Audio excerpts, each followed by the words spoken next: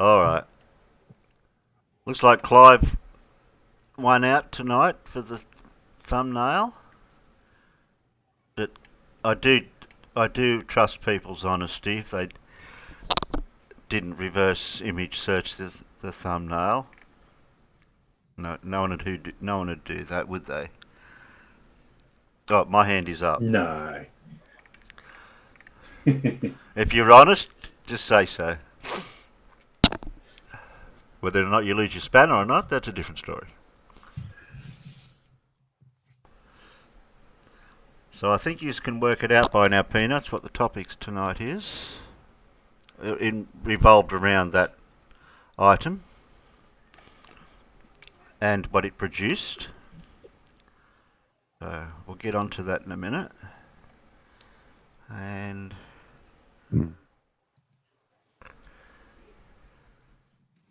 and we have a question for Paul. I mean, from Paul. Ah, The okay. Have you got your question for the? Oh, for the scientist? No, I better get a clue, hey? Yeah, I'm going. Who could that be? Trying to work it out before you wrote the clue. Let's write a clue then. It's a person. Yeah. Hey, I Yeah. got it. I got it. They're living. They better be living. Clive Wells, what's reverse image search? Something I'm sure you didn't actually need.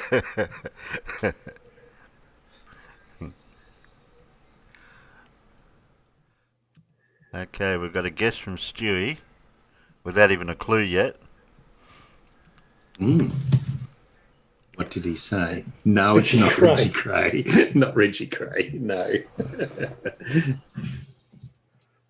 Hey, Carl.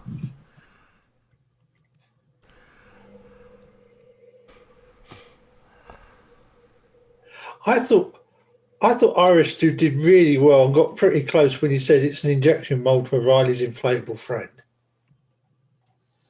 Yeah, some of the other ones were quite inventive. The Plato Ozzie Jesus straitjacket. What else was there? For alcohol cooking or brewing. What else was there? Original pizza oven. Prototype of a Dalek.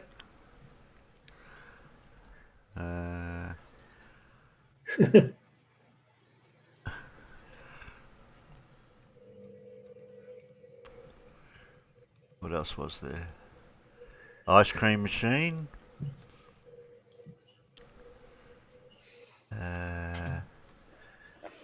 No, Fred, it's not an Australian penis enlarger. Oh, Fred says it's a vacuum chamber for Blues Cavendish.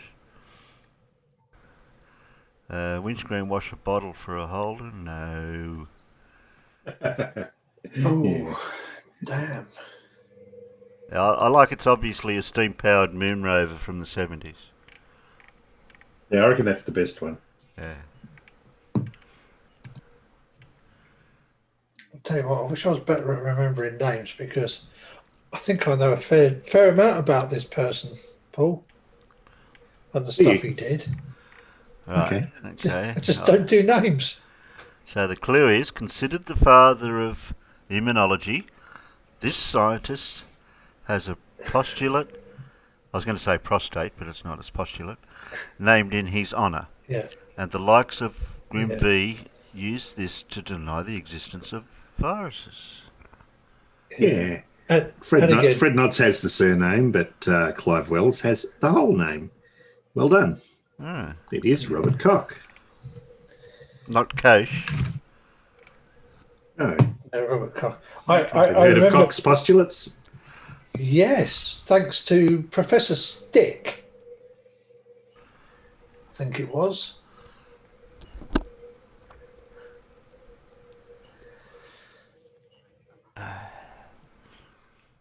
And Professor Stick and Miles Power, I think, were the people who I learned that one from. Yeah. I mean, the likes of Grim V, they use Koch's postulates to say that Koch's postulates aren't satisfied by things like viruses. But the thing is, of course, Koch made his postulates before the existence of viruses was known. So of course they don't, which is why we have a modified version of Koch's postulates. I knew the postulate, not the name. Okay.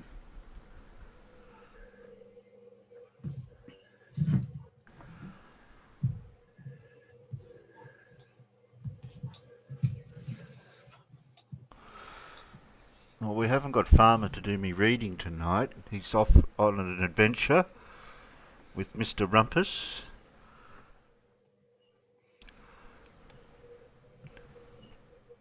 Down a certain little canal or creek or however how you Technically, it's a cut. Right. Oh, it's man-made. It's not natural. Yes, it's man-made, but it's not called a cut. It's a cut. That's what they call them in that part in that part of, or this part of the world. Right. And to do this experiment they're doing, is this cut going to be straight enough where they're doing it? Oh yes, it's 6 miles from where they're starting. Well, it's Welsh's Dam to Welney. Okay. And it's dead straight. Wow. Yeah, dead straight. That's and level. Yeah, the water doesn't move very quickly down. It's got water in it. Yeah. Yeah. It's got water in it. So. You've got to remember, this is in the fens. So the only reason the water moves down it is because there's more coming in the other end, coming off the higher ground. Does it usually have so it does have a flow to it, right? Sorry. Yeah, the water is flowing in it, right? Yeah, that's what I was going to ask. It's not going to be that's what I was going to ask. Perfectly level. It's going to have some slope to it. But. Yeah, I think it's like I think there's less than a metre drop from from Welsh's Dam to Welney. Can you measure which the is flow? 6 miles. Can you measure the flow rate of how fast it's moving, if at all? Yeah, really slow. Really slow. Okay. Yeah, you're looking at it. You look at it and you think, you look at it and think it is a canal, but it's a cut because the water is designed to flow down it. Right. This time of year, the flow will be almost zero. Although saying that, we've had quite a bit of rain the last couple of weeks, so it'll probably be up, and there probably will be a bit of flow through it.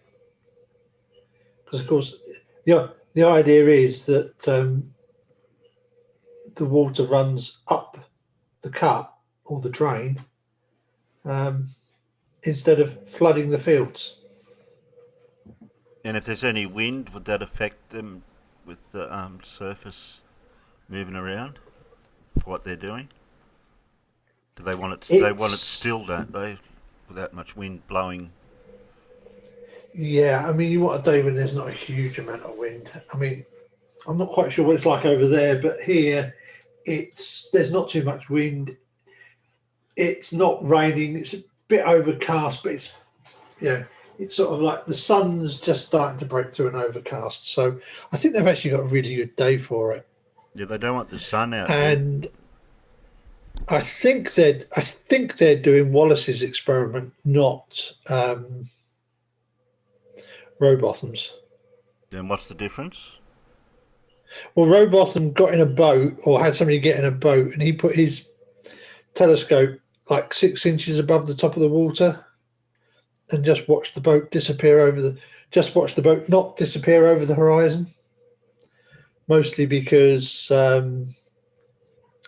he probably got the telescope that close to the water that he was getting some very odd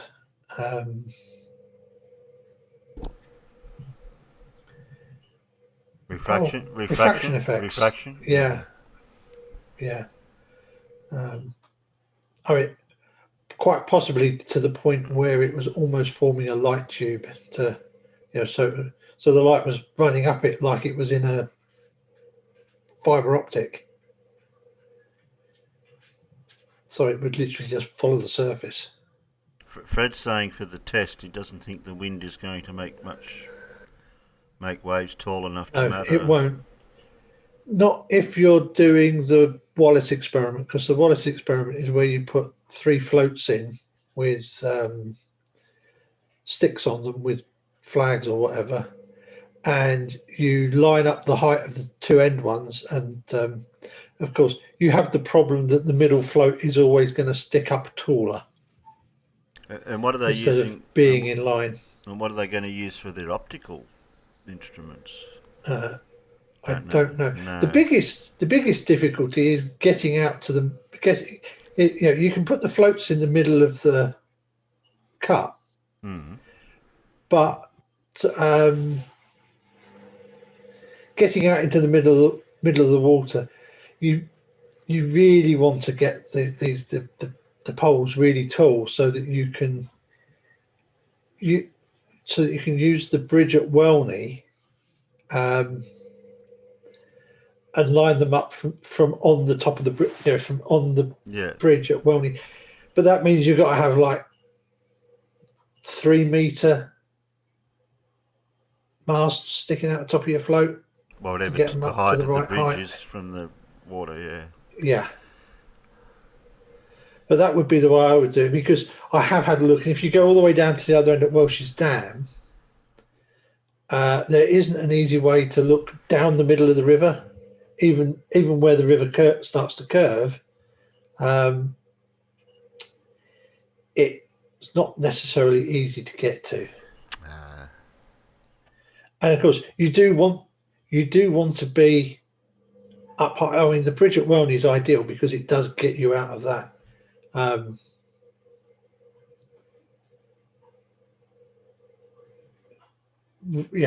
the really bad refraction effects that are going to be going on close to the surface of the water. Yeah, but doesn't that depend on the temperature and the like you said, it's overcast and whatever the temperature is going to be for the water and all that sort of stuff? Oh yeah, that does matter. That does matter. That's why I'm saying you want to get. That's why I'm saying having sort of a 3-meter mast is good, because it gets it away from the worst of those effects. Yeah. I mean, you can use more than 3 floats, but you have to use at least 3 floats. Yeah. Well, yeah, it'd be no good just using 2. Maybe Leo can hang on beside the middle for a crane.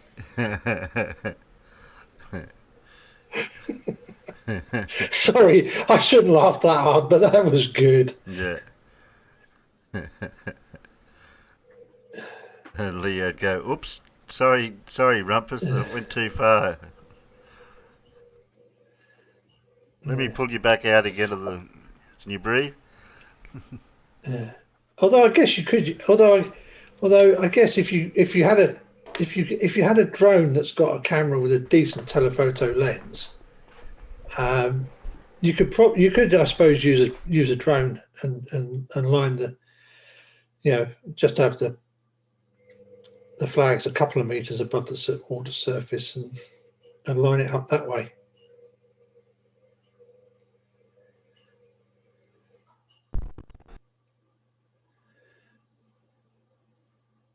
Maybe a drone with a gimbal that can hold a P1000.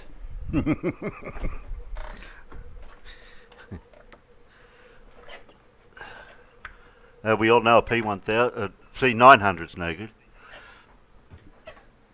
Not anymore. I mean, Dunking Rumpus like a tea bag. Yeah, that's what I was thinking, Fred. Oops, too much. I'll bring you back up again. Oops, too much. Back down again.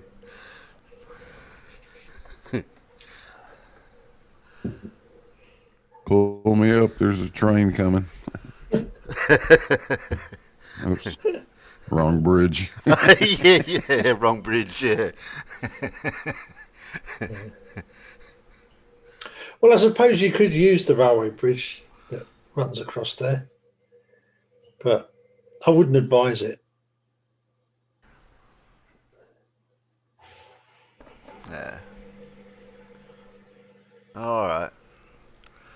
What do we got? Well, we'll do our bit of learning. A bit of learning.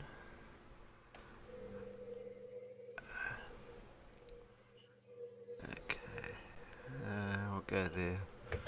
I should be able to see that. Now this is the only one I could find with enough information. Or some information anyway. I think that's the start of it. Okay. History is shaped by the materials we develop and use. For thousands of years, humans used stone to fashion tools. Some 5,000 years ago, we learned how to make alloys of copper, and the Bronze Age began. Centuries later, the Iron Age introduced iron as the material of choice. The introduction of Bakelite, the world's first synthetic plastic, in 1907 marked the introduction of the polymer age.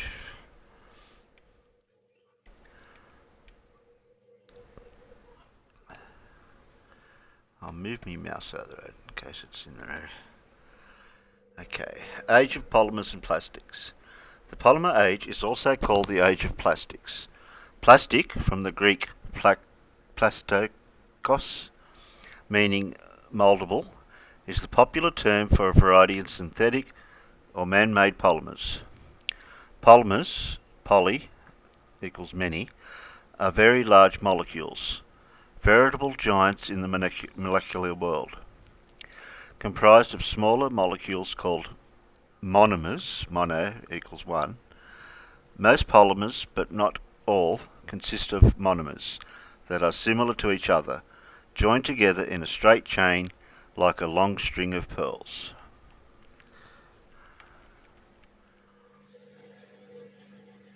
You want to do some reading in a minute, Alan?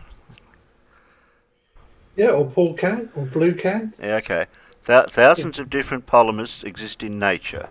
The most plentiful natural polymer in the world is cellulose, the major natural structural material of trees and other plants. The proteins that make up our bodies are polymers, including DNA, deoxyribonucleic acid, the material that carries the genetic code for all living creatures. Chemists did not fully understand or identify polymers until around 1900, but as early as 1861, the British chemist Thomas Graham had noted that when he dissolved organic compounds in solutions, some of them, cellulose for instance, would not pass through even the finest filter paper without leaving sticky residues, nor could these compounds be purified into a crystalline form. Dr. Graham thought such substances represented an entirely different organisation of matter. He called them colloids, after cola, the Greek word for glue, another material that could not penetrate fine filters. I'll read down to there. Many 19th century manufacturers modified colloids and natural polymers to form new materials.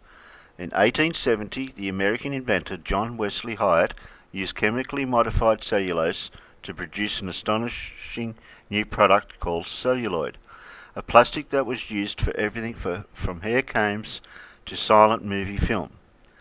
By 1890, Count Hilaire de Chardonnay, I can forget it, was marketing the first synthetic textile, Chardonnay silk, made by spinning strands of cellulose nitrate into artificial fibre. These and other early plastics were made from existing materials. The next step, the creation of completely synthetic plastic, was still to come. Okay. Right. Okay.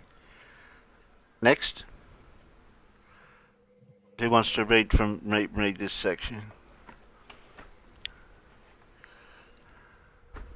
I'll go if you like, while my Yeah. internet's still going. I did get a message saying the internet was unstable, so Oh if I drop no. out, you'll know why.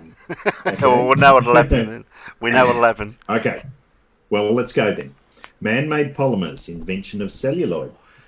During the Victorian era, it was fashionable for wealthy gentlemen to own a billiard table and a set of billiard balls crafted of the finest and most perfect ivory. But 19th century hunters had virtually decimated the elephant herds of Africa and India, the source of ivory. By 1863, the ivory shortage had become so critical that a New York billiard ball manufacturer offered a $10,000 prize to the person who could create a useful substitute. The winners were John Wesley Hyatt. Oh, it's moving. John Wesley Hyatt, a young printer in Albany, New York, and his brother Isaiah. They never received the money, but they did change history by inventing celluloid, one of the world's first plastics. Celluloid not only resembled ivory, it had astonishing properties at normal temperatures. It was a permanent hard solid. When heated, it became soft and could be molded or rolled into sheets. It soon became the material of choice for billiard balls and dozens of other products. Scroll up, Terry. Right, stop. The Hyatts made celluloid by applying heat and pressure to a mix of cellulose nitrate and camphor. It was thus a plastic made by modifying natural materials. More than 40 years were to pass before the invention of the first wholly synthetic plastic.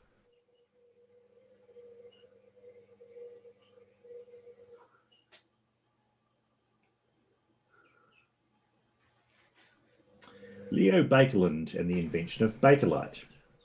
By 1899, the invention of Velox photographic paper had already made Leo Baekeland a wealthy man.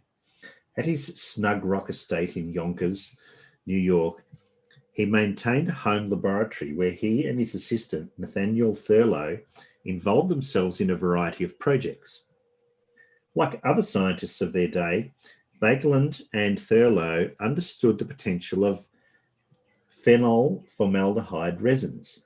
The chemical literature included reports written decades earlier by the German chemist Adolf von Baeyer and his student Werner Wieberg. Von Baeyer had reported that when he mixed phenol, a common disinfectant, with formaldehyde, it formed a hard, insoluble material that ruined his laboratory equipment. Because once formed, it could not be removed. Kleeberg reported a similar experience, describing the substance he produced as a hard, amorphous mass, infusible and insoluble, and thus of little use. Oh, that's no good.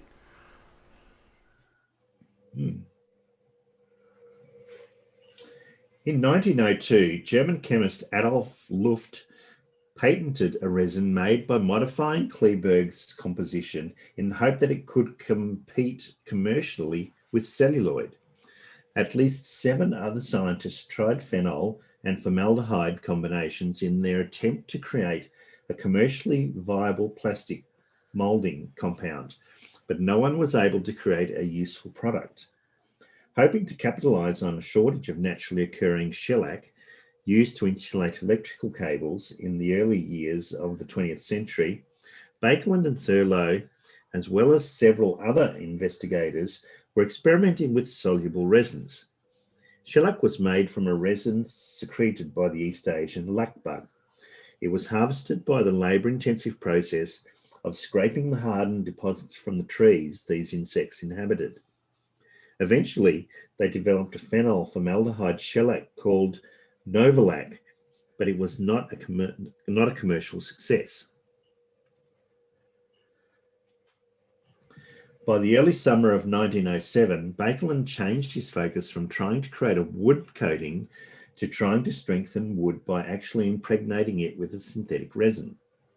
On June the 18th, 1907, Baekeland began a new laboratory notebook, now in the Archives Center of the Smithsonian's National Museum of American History, documenting the results of tests in which he applied a phenol and formaldehyde mixture to various pieces of wood. An entry made the following day states, all these tests were conducted in concentrated horizontal digester, and the apparatus was reasonably tight. At the surface of the blocks of wood does not feel hard, although a small part of gum that has oozed out is very hard. I begin to think that the formaldehyde evaporates before it can act, and that the proper way would be to impregnate with the viscous liquid, which is obtained by boiling CH2O plus CH5OH together without a catalytic agent. In order to determine in how far this is possible, I have heated in sealed tubes a portion of this liquid so as to determine whether there is a further separation of water or whether there is simply a solution of the hard gum in excess of phenol. Then by simple open air evaporation, I shall be able to accomplish hardening, while I shall not succeed in the closed sealed tubes.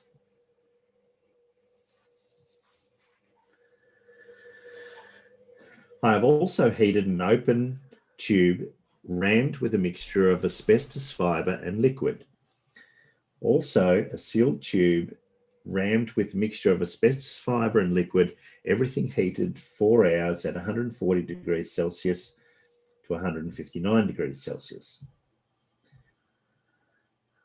The notebook description of the last experiment of that day states, asbestos plus A in sealed tube. I found tube broken, perhaps in irregular expansion, but the reaction seems to have been satisfactory because the resulting stick was very hard, and below where there was some unmixed liquid A, there was an end of solidified matter, yellowish and hard and entirely similar to the product contained by simply heating A alone in sealed tube. This looks promising, and it will be worthwhile to determine in how far this mass, which I will call D, is able to make molded materials, either alone or in conjunctions with other solid materials, as for instance, asbestos, cassian, zinc oxide, starch, different inorganic powders, and lamp black, and thus make a substitute for celluloid and for hard rubber. Wow, he was doing a lot of experimentations, wasn't he? He was, yeah. What was his independent variable? A day later, Baekeland listed 4 different products designated A, B, C, and D. Substance D was insoluble in all solvents, does not soften. I call it Bakelite, and it is obtained by heating A or B or C in closed vessels. Baekeland later decided that C and D were equivalent. The key to reaching the final product, C, from A or B, were machines that subjected earlier stages to heat and pressure. Baekeland called these machines bakelizers. Baekeland made the first public announcement of his invention on February the 8th, 1909, in a lecture before the New York section of the American Chemical Society. Previous reactions had resulted in slow processes and brittle products, he said. Then he continued, by the use of small amounts of bases, I have succeeded in preparing a solid initial condensation product, the properties of which simplify enormously all molding operations.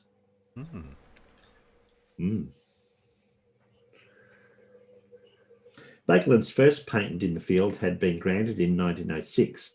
In all, he took out more than 400 patents related to the manufacture and applications of bakelite. He started semi-commercial production in his laboratory, and in 1910, when daily output had reached 180 litres, most of it for electrical insulators, he formed a US company to manufacture and market his new industrial material.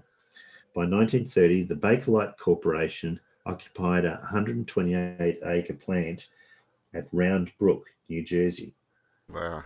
Mm-hmm. He cornered the market, that's for sure. Especially for insulation, He did. electrical insulation, because electricity was coming around and needed something like that. Yeah. I mean, they still use Bakelite insulators in some electrical installations now. Okay, I'll do this bit. Properties and uses of Bakelite. Right. Bakelite can be moulded, and in this regard was better than celluloid, and also less expensive to make. Moreover, it could be moulded very quickly, an enormous advantage in mass production processes where many identical units were produced one after the other. Bakelite is a thermosetting resin, that is, once moulded, it retains its shape, even if heated or subjected to various solvents. Bakelite was also particularly suitable for the emerging electrical and automobile industries because of its extraordinarily high resistance, not only to electricity, but to heat and chemical action as well. It was soon used for all non-conducting parts of radios and other electrical devices, such as bases and sockets, for light bulbs and electron tubes, supports for any type of electrical components, automobile distributor caps and other insulators. Along with its electrical uses, molded bakelite found a place in almost every area of modern life, from novelty jewellery and iron handles to telephones and washing machine impellers. Bakelite was seen everywhere and was a constant presence in the technological infrastructure. The Bakelite Corporation adopted as its logo the mathematical symbol for infinity and the slogan, "The material of 1,000 uses," but they recognised no boundaries for their material. The Achilles heel was colour. The pure Bakelite resin was lovely amber, and it could take other colours as well. Unfortunately, it was quite brittle and had to be strengthened by filling with other substances, usually cellulose in the form of sawdust. After filling, all colours came out opaque at best, and often dull and muddy. Ultimately, Bakelite was replaced by other plastics that shared its desirable qualities, but could also take bright colours.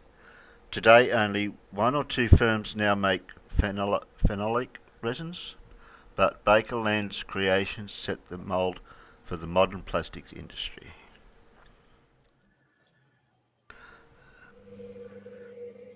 I think we can go. Does it matter if we go on to plastics? May as well. Do you want to do a little bit, Alan? You got it open. Okay then. You got it opened in any separate?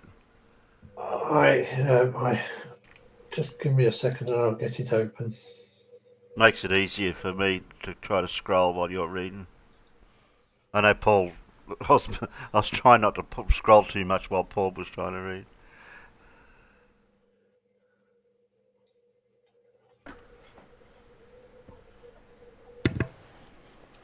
Yeah, it's not often my newspaper jumps around in front of me as I'm reading it. That's a hassle, that, isn't it? Well, okay. Plastic, material of today. Today, synthetic plastics are everywhere. They are as familiar to us as wood or metal and are easily taken for granted. Almost anyone can name a dozen familiar products made in part or in whole with plastic. Toys, computers, clothing, sports equipment, carpet, appliances, building materials, signs, office supplies, packaging, phones and fashion accessories. But some are less visible. Medical equipment from no,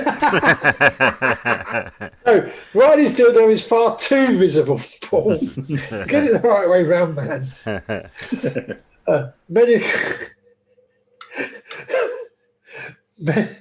Medical equipment, from hip joint replacements and pacemakers to contact lenses and surgical tools, are made using wholly or partly synthetic materials. Dr. Bakeland's new material opened the door to the age of plastics and seeded the growth of a worldwide industry that today employs more than 60 million people. As the future unfolds, plastics and other synthetic polymers will play increasingly versatile roles in medicine, electronics, aerospace, and advanced structural composites. New products will be manufactured and molded all over the world in complex processes that began with Leo Bakeland and an idea, the Bakellizer. Biography of Leo Hendrik Bakeland, 1863 to 1944. Like many of the people who have made important contributions to American life, Leo Hendrik Bakeland was an immigrant. He was born in Belgium in the Flemish city of Ghent on November the 14th, 1863. His father, a cobbler, opposed his son's wish for an education and apprenticed him at the age 13 to a shoemaker. Fortunately, Bakeland's mother, a domestic servant, insisted that he also be allowed to attend a government high school.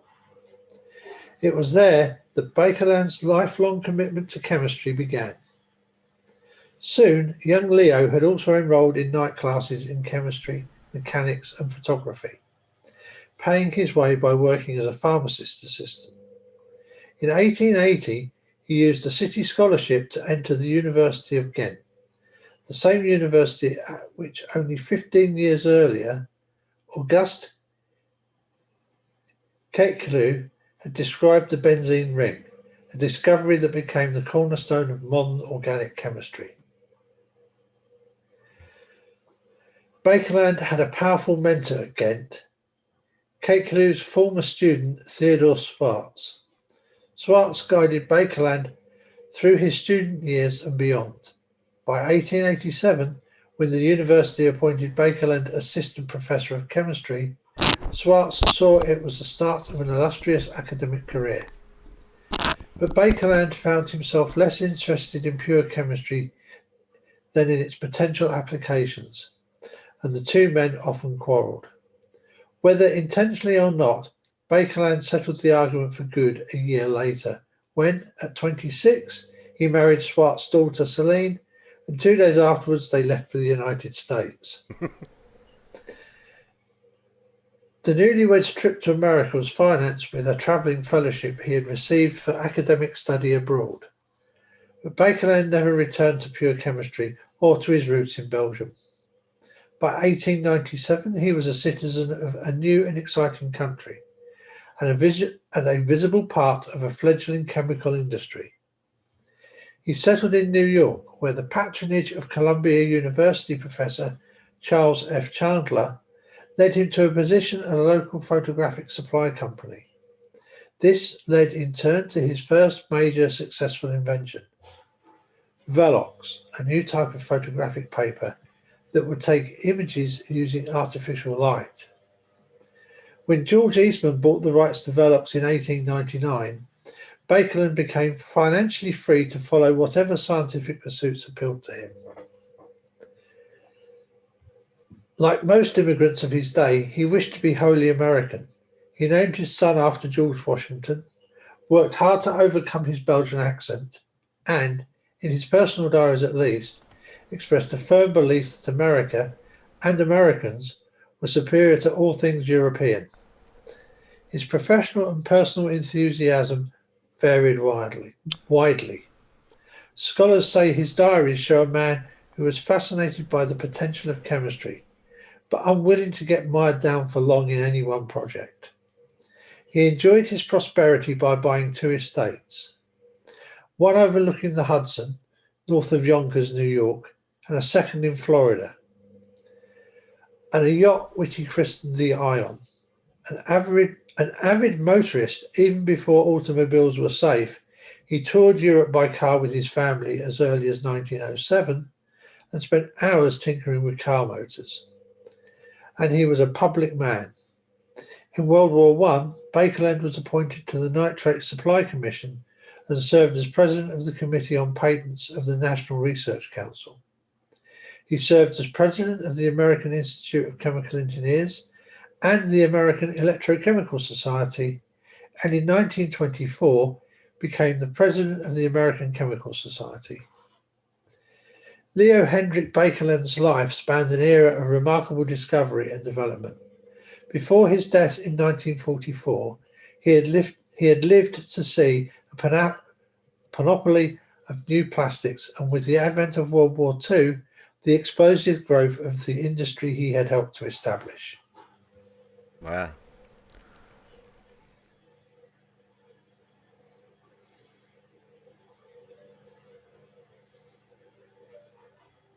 I think that's Bakerland's family circa 1900. I think that's all it. I think that's telling about the landmark designation and acknowledgements.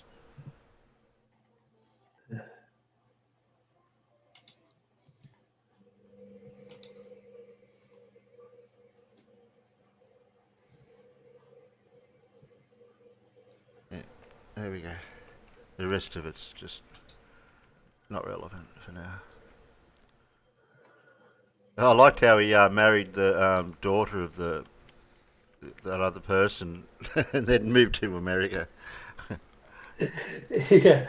I'm a young man. I'm going to disagree with you professionally. Now I'm going to marry, and I'm going to marry your daughter and run off to America with her. Yeah, that's it. That solved all arguments. There we go.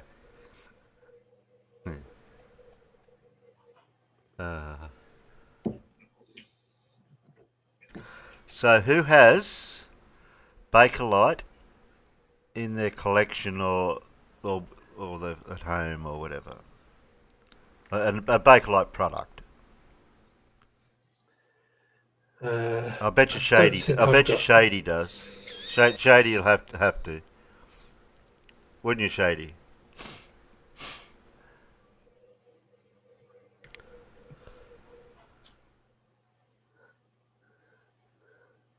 I've got light fittings, an ashtray, two different types of light fittings. One's even made that's like we got bayonet light fittings over here, not the screw-in ones. It's an adapter that plugs into a normal light fixture, which you can plug another 2 bulbs into it. I know they're probably not legally or safe or whatever to use nowadays, but that's what they were back in the day. And I've got about 3 or 4 of them. They're just like adapters. You can just plug one into one and one into another, and you end up with about 4 or 5 light bulbs sticking out of one light socket. Thank God its flat's got a radio. Oh, cool. Got some old switches. Okay.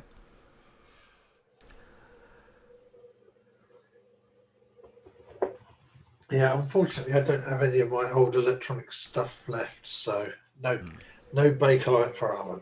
Okay, Alan's out. What about you, Paul? Me? No, I've replaced all my old Bakelite switches in this house. I used to have a heap of them, but got rid of them all because half of them were cracked and had splits in them and stuff like that. And they were dangerous. Yeah. I do have I used to. I think I've still got a. No, I thought I had a old light switch. You know, the round one? The old round light switch, Bakelite one? I thought I had one of them laying around. I can't remember. All the old radar systems I used to work on, they were stuffed full of Bakelite components, standoffs and what have you. Old distributor, an old. I'm sorry, Blue.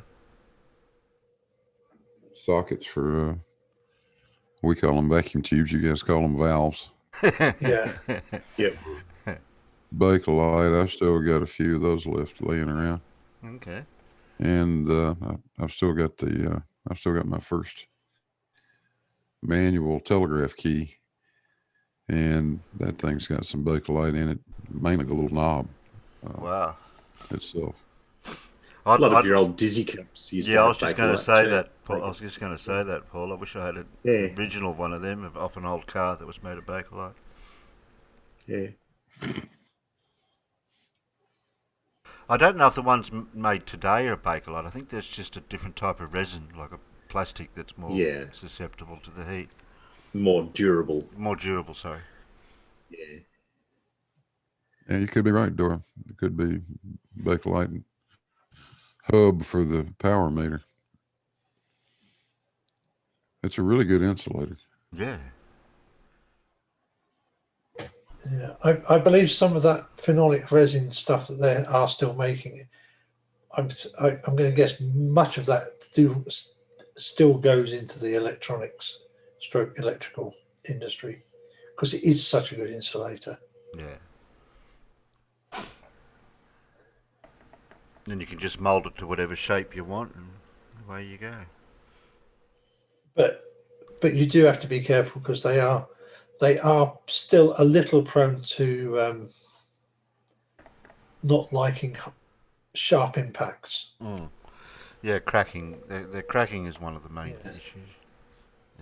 Yeah, I mean, if you hit it, if you hit it, especially with something sharp like like like the edge of a metal ruler or something, that stands a really good chance of breaking it because yeah.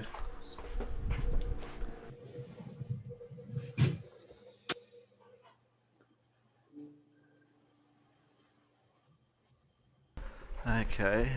Um, so, do we have any Lindsay or equivalent while while we're You mean talking? some derp? Yeah, that's what I'll have a look for some dirt while you're.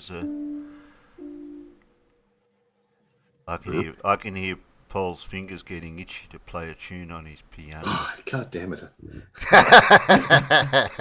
You've got sensitive ears, or my mic's too sensitive. Oh, you got a loud piano? No, I've just found the sheet music for something I want to learn. Okay. What have you learnt? Have you learnt the first bar yet? No. Oh, okay. Well, that's not much help then, is it? How about the first No. note? No. I've literally just looked at it. Okay. Well, play the very first note that's on the sheet. Very first note on the sheet is.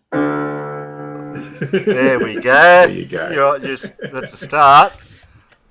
Yeah, I bet no one can guess what it is from that. It's like on that the quiz show I listened to on the Name that tune. ABC. Yeah, the Yeah. ABC they play they'll play a couple of notes, maybe 2 or 3 notes, and you've got to guess what it is. Oh, Yeah. okay. I remember when that was a quiz, the quiz show thing where, yeah, it was like, I'll name that song in, and people would go one note because that would give them a lot of money. But of course, they would have some clue, but they would have some clues as well. I think some like, yeah, other than just having to do it from the One note, yeah. number of notes. Yeah. Oh, we could try to get Paul maybe to do a bit of a thing for that. A musical quiz one night. Well, not a Yeah. musical quiz, but we could throw that in, maybe. Yeah, we could. Yeah. Yeah. But it can't be classical music. It'd have to be more generic. I think it'd have to be really well-known classical music so that you don't get the copyright issues. Yeah, that's true. Yeah. What do you think we'd get copyright from 3 notes from a piano? Maybe not 3 notes, but No. Blue saying no. If you could do it from 1 note, there'd no way in the world they'd get you for 1 note. It'd have to be a pretty good algorithm to get to copyright you from 1 note. It would be, because it'd have to copyright you on a shitload of things. Yeah, that's true. Yeah, 1 note from every single composer that's from day dot till now. Um, what have we haven't seen? He's still doing the cornerstone thing. Resonant frequency sounds of the spheres. Ooh. And he's We haven't doing... had any resonant frequency. Have we seen the resonant frequency stuff? No, the last one we did before that was Flat Earth, Suns, Analema and more. And then he did the cornerstone, the builders something after that. And then he did resonant frequency, sound of the spheres. That's 4 days ago. Love to hear. I'd love to hear what he has to say about resonant frequencies. Okay. Because Paul, how much would you like to bet that whatever he says about resonant frequencies is complete and utter Bullshit.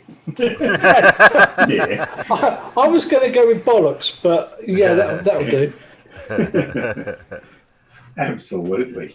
Let me guess, not a bet you want to take. Yeah. Not a bit I want to take, no. Oh, wait a minute. We've got Boggs. This is a doorknob. This is a knob, a doorknob made of Bakelite. Yeah, but is that yours, Boggs?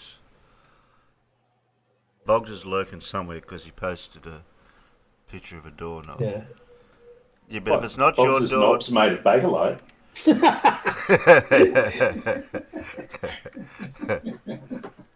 It's a Bakelite knob. Yeah. Yeah. Yeah, my grandma's house was full of Bakelite stuff as well. All the light switches.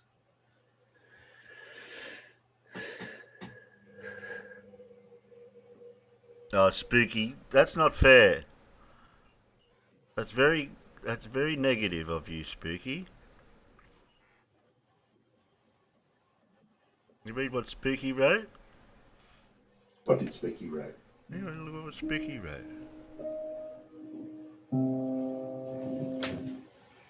Oh. Heard that.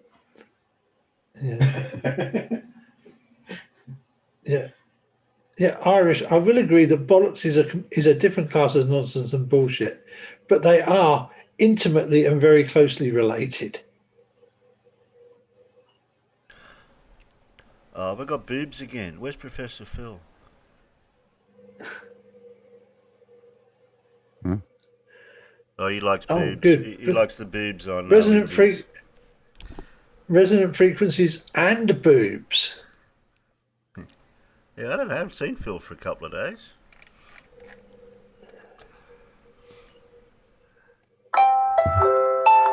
Is it that time of day? That time of day. Yeah, I already beat you to it. Yes. Oh, jeez. Boobs. I did warn you. Can't see need to change screen, but hands full of medication at the minute. Yeah. And we've got to put it up to... Oh, Sheepy. Oh, I forgot about Sheepy too. I don't know where he was. I hadn't seen him. I should have DM'd him. Okay, we'll speed him up a bit. Playback speed 1.25. To make him just sound normal. Oh, that'd be too hard to do. I can't find any speed to play to make him sound normal. No Name said he saw him over Modern Day Debate the other day. Got what? What? He saw him on a debate show. No, he said he saw Phil over at Modern Oh, Day okay, Debate Phil. the other day. I thought you were talking about Lindsay. Oh. I thought, God, I don't think you'd see him anywhere else. No, I don't think it will ever see him anywhere else. I think Shady, I saw Phil over on Brandon's yesterday. Okay. Yeah, I don't think that's actually a sphincter, Shady, because that looks like concentric circles, not the usual crap he draws.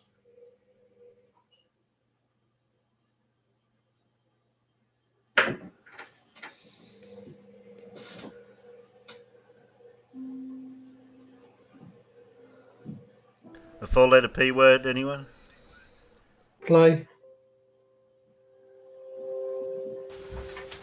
Hi guys, got some pretty mind-blowing information in this video. I was really hyped up earlier on the day, but when I start thinking, well, I should put this in a video, but once you decide to put something in a video, you've got to, cross your T's and dot your I's, and then you get a few things organised, and then the hypo level starts dropping down.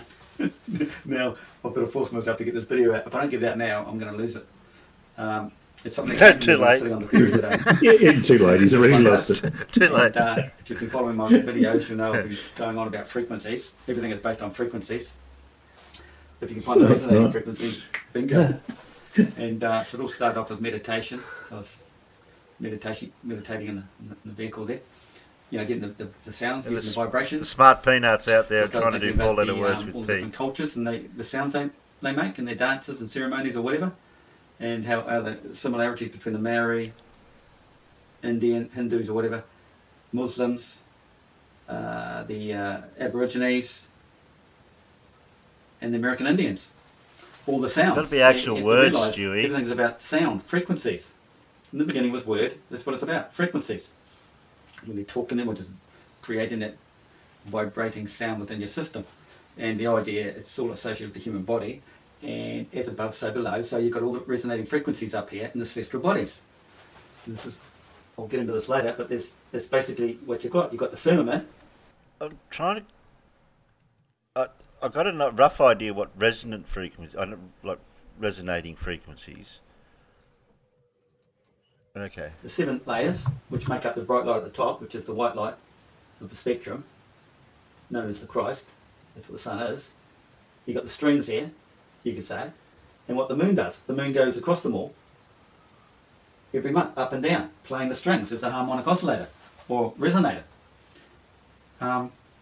So let's just go through some sounds Okay, that are really Stewie. good for the body. And I'll try and make some sounds and we can try and associate them to the cultures. So we'll start, whatever comes, I'll tell you what it is. So we go, well,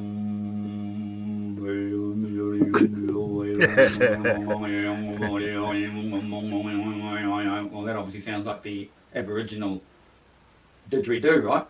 So they know about those vibrations. Then we've got that's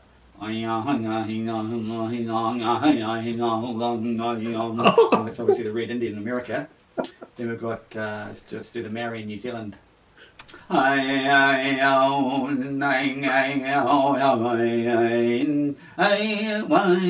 it's similar to the American Red Indian. Oh.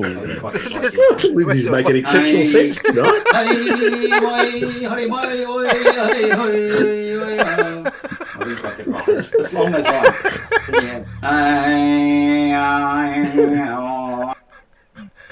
Translated, that means get the fuck off my toe.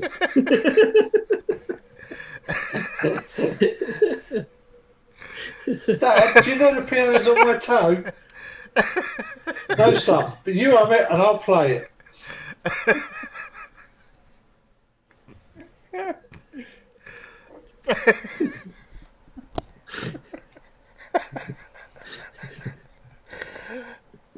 Jesus, what an idiot.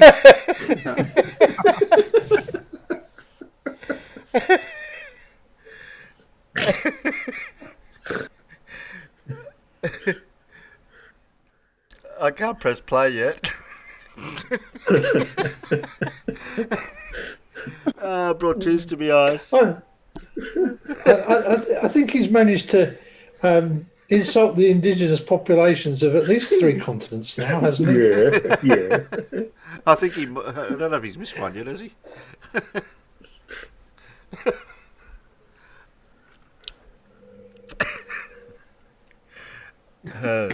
Okay, compose myself. Okay.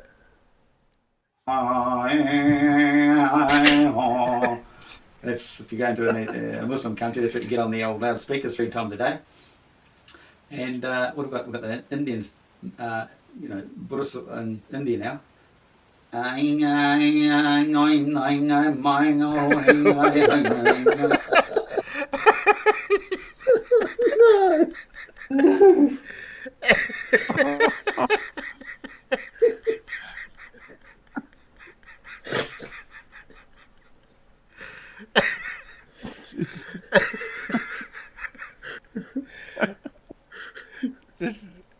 Well, I'm sorry, Lindsay. We didn't mean to laugh, but we couldn't help it. It was just too easy. Okay, now back to your story, Lindsay. Hang on. Hang on. Oh, No, I'm not no, getting it not right, am I? that. But you got that, then you can think of Chinese. Hang on, hang on, It's all to do with Just kill me now. Could you imagine how bad this? Could you imagine how bad this would sound at 1 times speed? One times I've got it at 1.25. I know, that's what I mean. You speed it up a little bit, so you know. If it, I should have sped it up to 2 times. It probably would have even been better.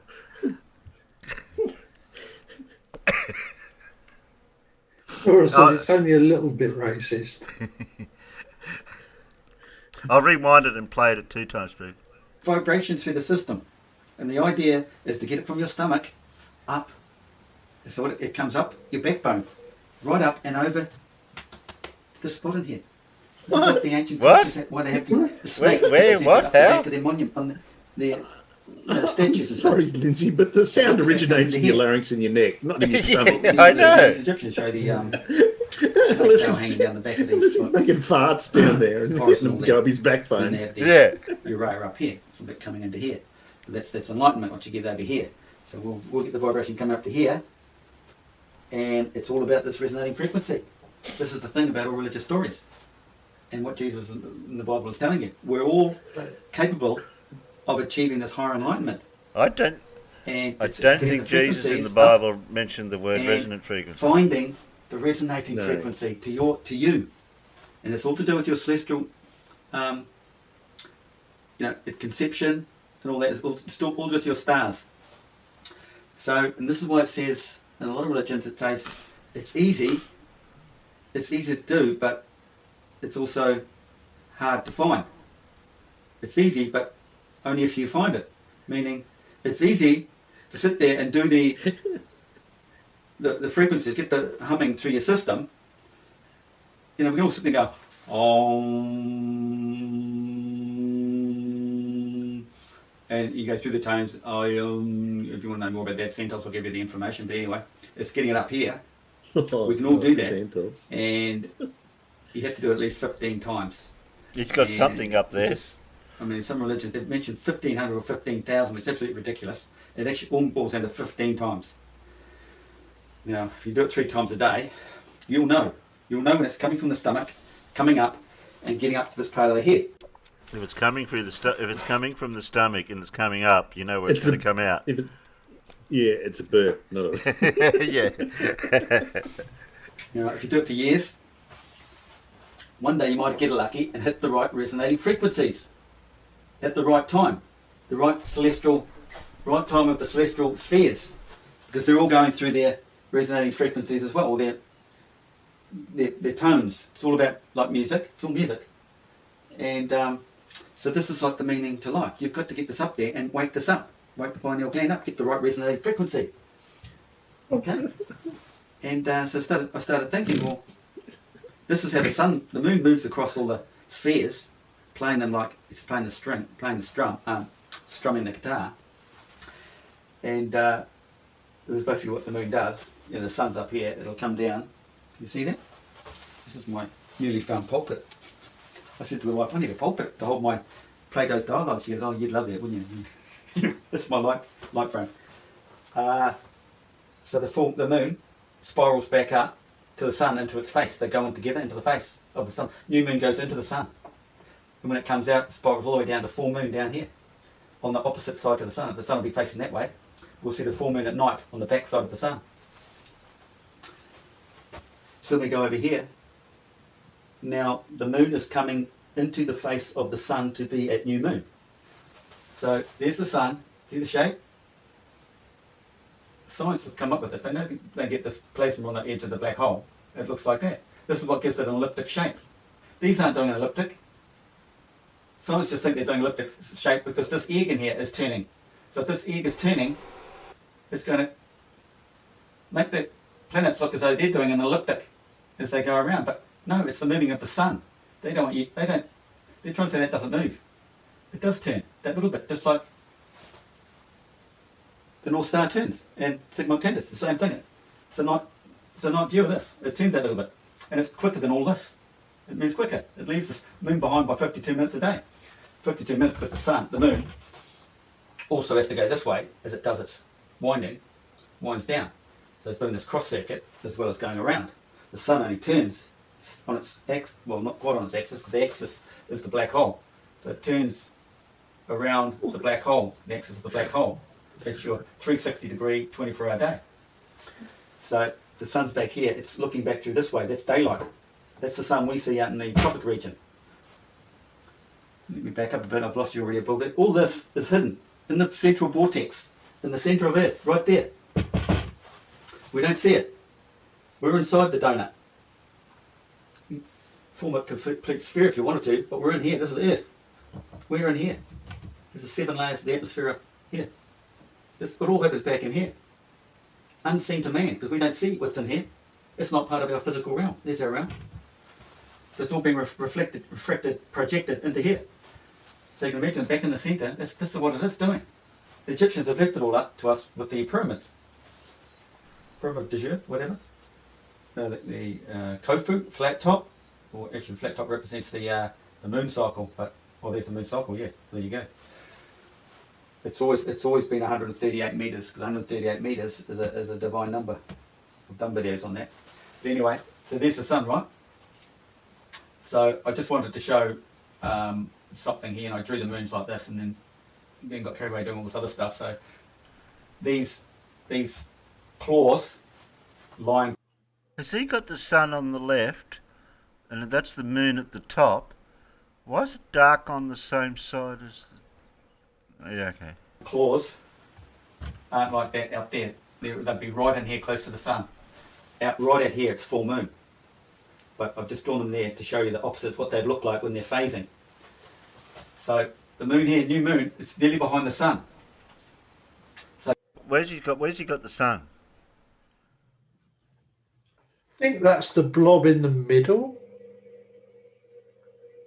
Well, the phases I don't know. I don't know. The phases don't look right. I thought he had the sun.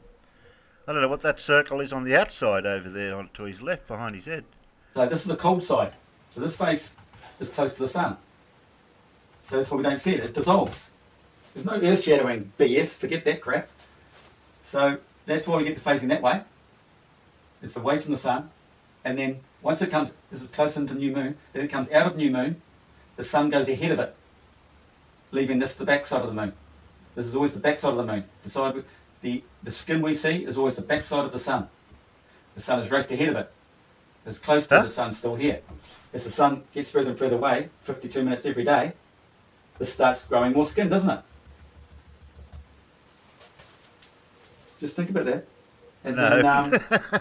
then even in physics, we know, science knows, there's a 2-to-1 ratio. I forget what it was about. I don't know, earlier video way back. That's only And numbers. this is what basically happens Yeah, here. There's a yeah. 2-to-1 ratio between the sun and the moon. Basically, the moon does 2 to the sun's 1. The sun is quicker. So that's a whole extra lap. It gets out in front of it, but it does a whole lap Whose side you to on? catch up. Laps the moon to catch up to it again at the new moon, next new moon. That's how it goes. And then you see the sun shaped like that? This is the black hole there. That's the black hole in the centre there. Black hole, our Father, our Creator of everything. All the frequencies come out of this black hole. It's like a trumpet. All the frequencies come out of there, and we're all seeing life has been created through the sun. The sun. We are all creatures of light. It's the light that makes us visible. Take away the sun, there's nothing visible to our eyes anyway. It's night time. And then you got Nighttime, planetary alignments. nighttime. A certain sequence will give you the lunar eclipses and the solar eclipses. That's what we get. And there's no Earth in there. This is all above Earth. And there's Earth. All these celestial bodies are all up here. They're non-physical. What we say are non-physical. Plus they come from there, but because they come from the non-physical, we're assumed as physical. But we are physical down here. We're the physical. But then again, we're not really physical either. This is just the physical realm that we see. We think it's physical. and that's non-physical. But can't make when your it boils mind down to up. it, that's not even Nothing physical. very consistent. Nothing created from nothing is basically what it is. You find that deep in ancient knowledge. So imagine that's the black hole. We don't see, all amplified out. So if the sun's in that position, we see the sun out here in the tropics. There it is. If the sun's facing that way, you will have the full moon way out here on the back side of the sun. So the sun has raced ahead of the moon. The sun came out first after the new moon. New moon is the bride's chamber. No, it's full stop there. The sun came out after the new moon. New moon is the bride's chamber. It's called the bride's chamber. It's in the Bible like that. And there's another picture of it here. New moon.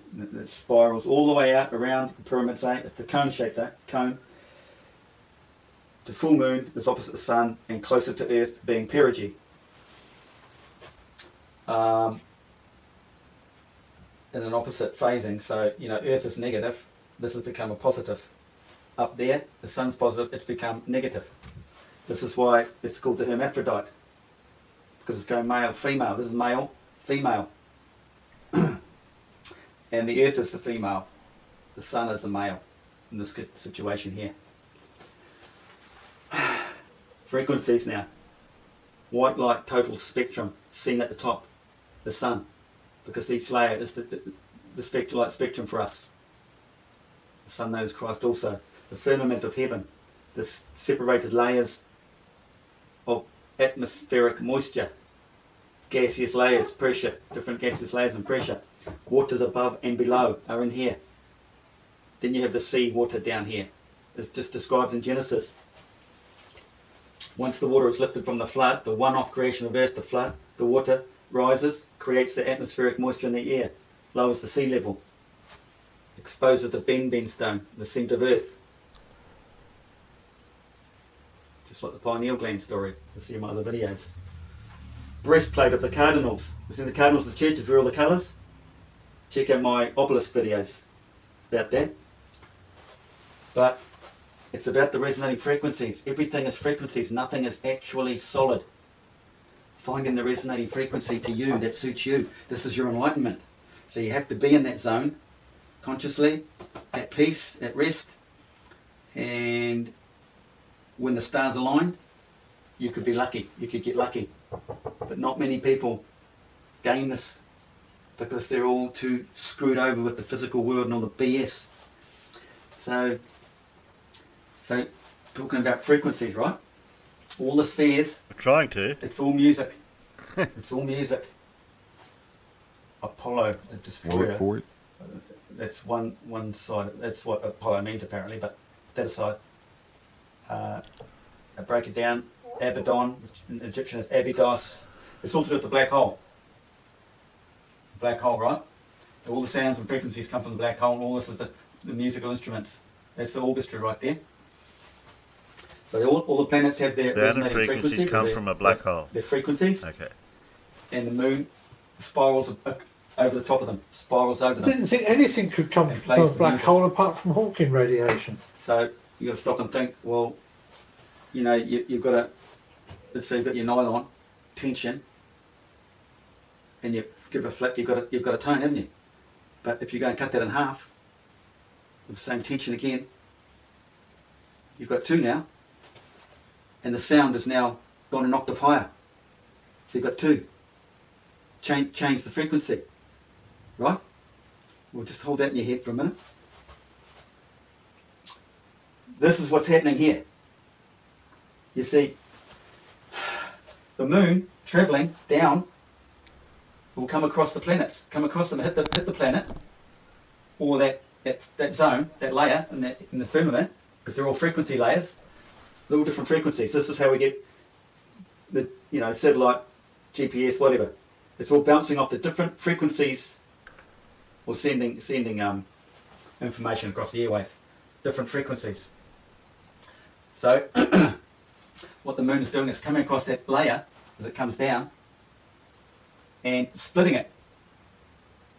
It will, it breaks it splits it. It changes the frequency. So everything is always changing.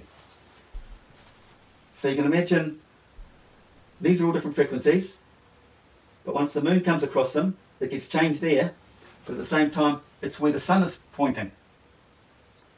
There's a multitude of frequencies. Everybody has got one. Everything exists on this resonating frequency. And one day it'll hit yours if you are ready. It's all to do with the spheres. So I wanted to put this in a video, and I thought, well, actually, just before I did it, I thought, I'll go and find that line in the Plato's dialogue where it's, what did it mention? Geez, slipped my mind. He's basically going, whoa, you find this, man, whoa. And more words than that, obviously. So I went to look for it. I didn't actually find it, but I've got it somewhere. I could spend some time finding it quite quickly, but I opened the book up in the first page, and I'm going to read it to you. It blew me away. The first page. You know what I just said about the spheres and the cutting of the moon coming across that one, separating it, changing the frequency. Okay? So here we go here. So you can imagine this is like God talking or someone. The sun, Zeus, whatever. He says, I think I can see my way, he said, to put an end to the disturbance by weakening these people without destroying them. He's talking about frequencies now, resonating frequencies. What I propose to do is to cut them off in half, thus killing two birds with one stone. Now, you think of birds, they're flying, because they're all moving, flying together. And think of the stone. Check out my obelisk videos. The stone's always at the centre here, because that runs the whole thing. Just, oops, 1 second. Hopefully that video's still going. Better check that the video's still going. All in half, thus killing two birds with one stone. For each one will be only half as strong, and there will be twice as many of them. We tell him it's not which going. will suit us very nicely. Hello, They can hello. walk about upright Hello. on their two legs, and if, said Zeus, I have any more trouble with them, I shall split them up again, and they'll have to hop about on one. Now you've got to realise the word hop can break down to skip. I shall split them up again, and they'll have to skip about on one. In other words, it's skipping between, skipping these, it comes between them, skipping. Hopscotch or whatever. So it's going on them, off them, on, off, on, off, on, off. Here we go. So saying, he cut them all in half, just as you or I might chop up salt apples for pickling or slice an egg. Now, you've got to remember, all these spheres up here we see are just a slice, they're a disc. And you've got the, so you only see that one slice cut. But you see this sort of thing, don't you? It's a bit hard to explain. You got the cosmic egg back in here. You've got the egg to start with, you slice that. And it's got, or slice an egg with a hair. The hair boils down to the moon cycles. Because when you do all the moon cycles over this, I wish you wouldn't plagiarise Riley's cosmos here, you eggs. get this hair, a bunch of hair. But that's deep too. And as each half was ready, he told Apollo to turn its face. So all the faces are all just a face, they're all turning in here, all facing in here, this way, but projected out here, aren't they? They're always facing back at us. Because you have to know that we are all the centre of the universe. Everything is moving around us. So we view from here out. So if you come out here, you're going to be looking that way at the sun, you're looking that way at the moon. The face is always facing us. With the half neck that was left, you've got to think of half neck. This is the human body, half a neck. What's behind us? That's the breastplate. That's the other half, isn't it? Nighttime or whatever. Of the dual system. Half neck that was left. Towards the side that was cut away. Yeah, think of that. Thinking that the sight of such a gash might frighten it into keeping quiet. I've made all sorts of notes here. Planet, night, moon, night. Keeping quiet. That's night time. So the frequencies change at night. Without the sun. Yeah, thinking that the sight of such a gash might frighten it into keeping quiet. Or daytime, one of the two. and then to heal, which is at night, the whole thing up. So Apollo turned their faces. Daytime, nighttime. And then it cuts out. And he only just checked it to see if the video was still going.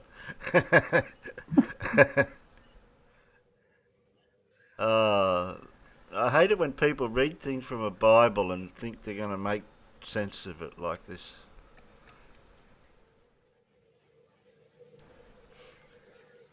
Well, Lindsay outdid himself on that one. No, he did.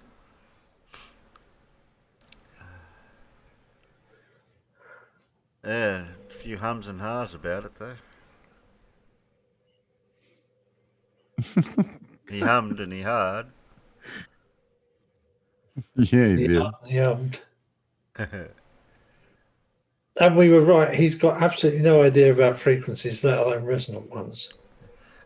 He made no correlation to an actual specific frequency. He was just saying generically, a frequency. He never even touched on resonance at all. Yeah. Yeah. Well, he obviously has no idea what is required to make something resonant. Apparently.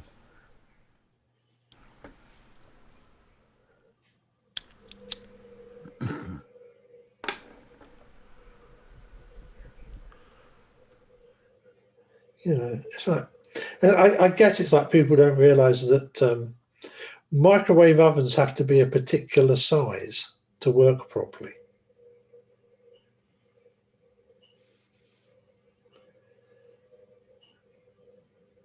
With that, I'm going to bed. Okay, Wolfie. Huh? Little Wolfie's gone. Said I'm going to bed.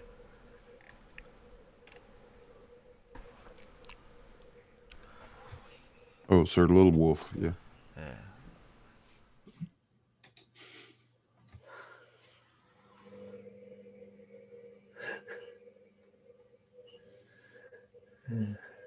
I think Lindsay thinks... Yes, they do, Dora. I think Lindsay thinks resonant frequencies is a rock band playing in his garage. Oh, sorry, that's a resonant frequency. Yeah, I don't think he touched on resonant frequencies at all in there. No, he didn't. No. There was no concept of anything resonating at all in there. No. Other than the resonating stupidity bouncing back from wall to wall. I think the closest he got was when he went, yeah. Oh, now don't you start, Blue. Oh. No, shit. Oh. Yeah. Well, I mean, when you're singing, etc., as I understand it, because obviously I am permanently banned from singing. Yes, you are, Alan. On pain of an excruciating death. Yep. But I do believe that you get some of the effects you get from how you push the air out of your lungs through your voice box.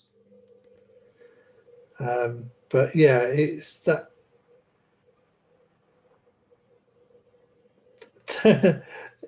Yeah, just well, not quite sure how you're supposed to comment other than that, really.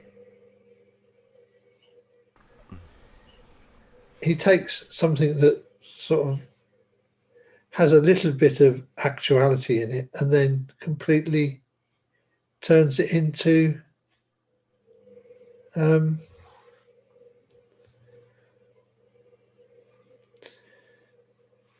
bovine fecal matter. male bovine fecal matter. I thought it... Oh, okay.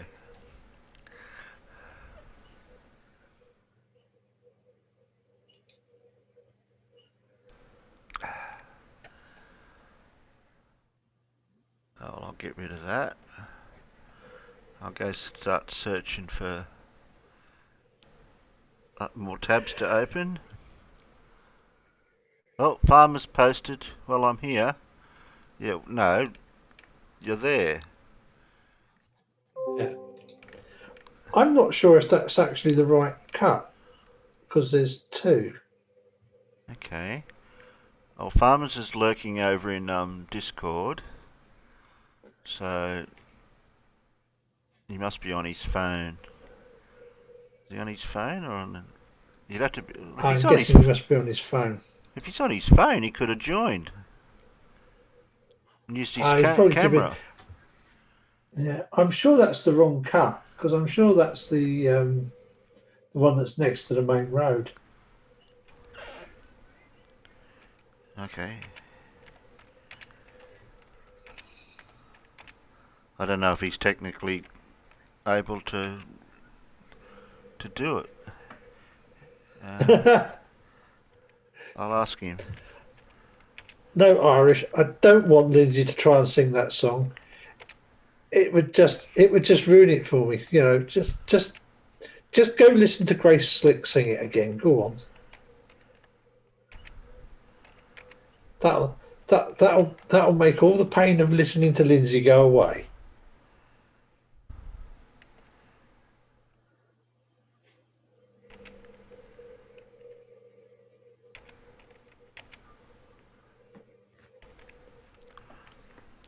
I don't know. It looks like Paul's internet gave up. Okay, I told like it. I told Farmer if he's on his phone, you can join with your camera, and we can get a live viewing of what you're doing, and then it can be recorded here. Yeah. Especially if he had Zoom on his camera. On his phone. On his phone. On his phone, even. Yeah, on his phone. Yeah, well, it's not hard to put it on there.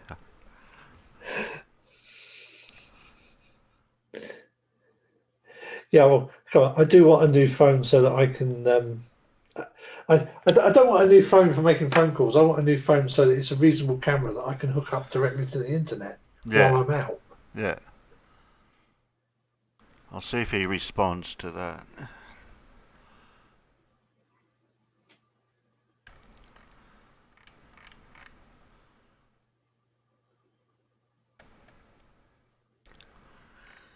Oh, I'll let that go. Oh, and it looks like we're not going to get the quiz from Paul. Yeah, maybe his internet will come back. Who knows? Yeah, I'll give him a minute.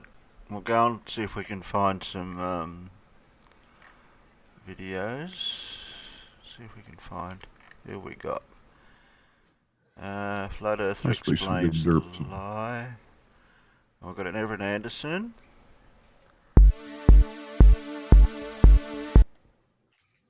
Sorry, I didn't mean to play it. We've got. Who else have we got?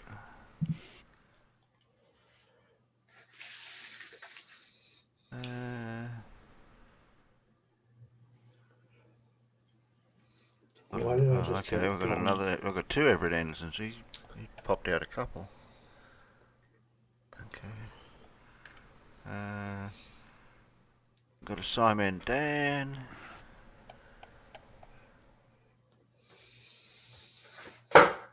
Who else have we got? Wally. It's only a short one, Wally. Okay. We've got Blue Marble Science with Blue Marble Science Live. Unavailable, removed. What happened, Blue? Did you break it? Break what? I looked, didn't show you shit. Your Blue Marble Science, Blue Marble Live looked like the Cavendish. You removed it. Oh, I was just doing a test. I got to get that damn thing to stop notifying people. Okay. Doing okay. You do have unlisted. I wasn't doing live. Okay. You do have a Flatter Dogma LIGO one. How long's that go for? Yeah. Okay. Yeah, I'll grab that. Yeah, you can watch that one. Okay, I'll grab that. Okay, I've got 1, 2, 3, 4, 5. Who else have we got? I think that's I can about- give you one. We can do a live debunk if you want to. Really? You got something? Oh, that'd be Well, were good. you gonna I'll do a video on something and you haven't got it yet? Haven't done it yet? Haven't done it yet, but we can do it live right now if you want to. Okay, I'll just grab. Wait a minute. Let me go find it. Okay, I'm just grabbing the other ones I've got here. Oh, there's another Wally. I don't think we've got that one. I don't have to play all these videos. I'm just grabbing them, grabbing what I've got. Yeah, that's all there is. Since the other day, anyway. Okay, that's all then. What is Peanuts talking about now? Did Gravity Guru copyright strike himself?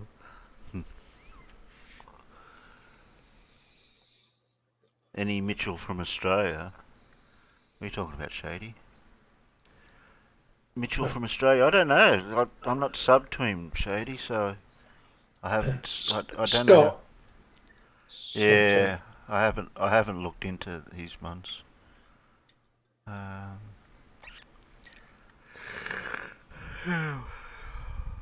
Scott, I can tell you exactly how many questions Chemo answered in his last debate, and I didn't watch it because I know how many questions he would have answered. None, zero, nada, Yeah. zip. That's Yeah, why I banned him from my channel, because he would never answer a question. yeah. I breezed through it, and he was just no different to what he's like over on Jim's. No different. Mm. Oh, Paul's back. Yeah. Thanks. Yeah. Nice for you to drop in and visit, Paul. Yeah, I know. You're touching your mic again.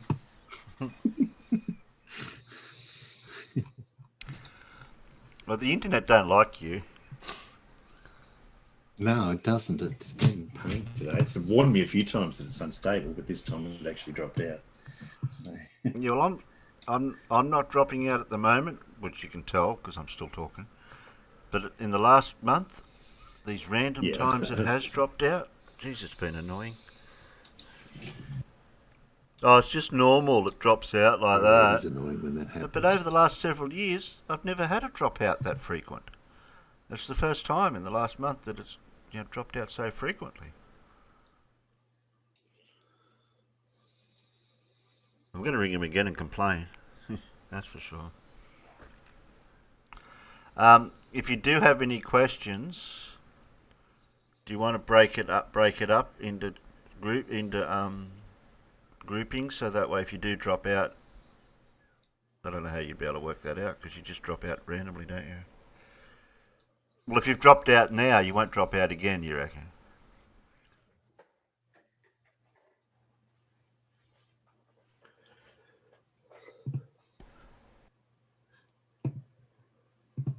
That was a question, Paul. You roboted like mad, and then I dropped out for a second, but I reconnected. So. Oh no! I don't know what's going on. Bugger. Yeah. I don't even know. I don't know So if you're going to be able to stay with us unstable. Or not. Well, we'll try, I suppose. You touching your mic again? Me? No. I'm not. Well, it is you. Every time that you get that sound, that's you. When I do that, with your mic. When I do that, yes. Oh, okay. Yes. It's annoying. So is the internet dropping out, but we can't fix that. Right. I go to drink me coffee, and my mic's right there, and I bump the mic. Yeah. Okay, I shall. There better be some easy ones in this, or I hope the internet drops out on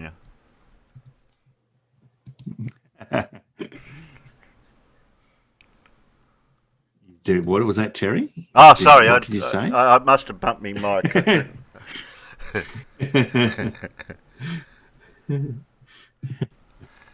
So you want a quiz? Yes, please. All right, let's try for a quiz and see how we go. We'll if we try. drop out, you just have to. You just have to wait for the answer. Hey? Oh, we do have a backup plan. Okay. Yeah, but we're going to do a live debunking. Oh yeah. Okay. Yeah. Blues And just. of course, Blues nobody's just. going to attack me in the outside chat, are they? Yeah, I will. Oh, I did. Hang on. I've got to stop sharing because I haven't got the internal chat up yet. Just let me get that up first. Alan, can you type out there because I can't see you to tag? Can somebody tag Alan for me because I haven't got it to copy and paste it. There you go.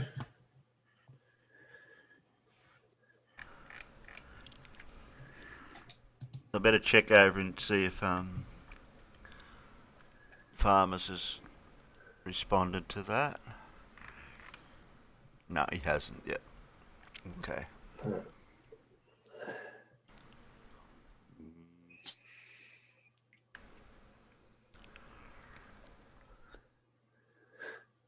Okay, Blue's put the thing out for me. I can sticky peek on that while you're doing that, and you wouldn't even know what I'm doing.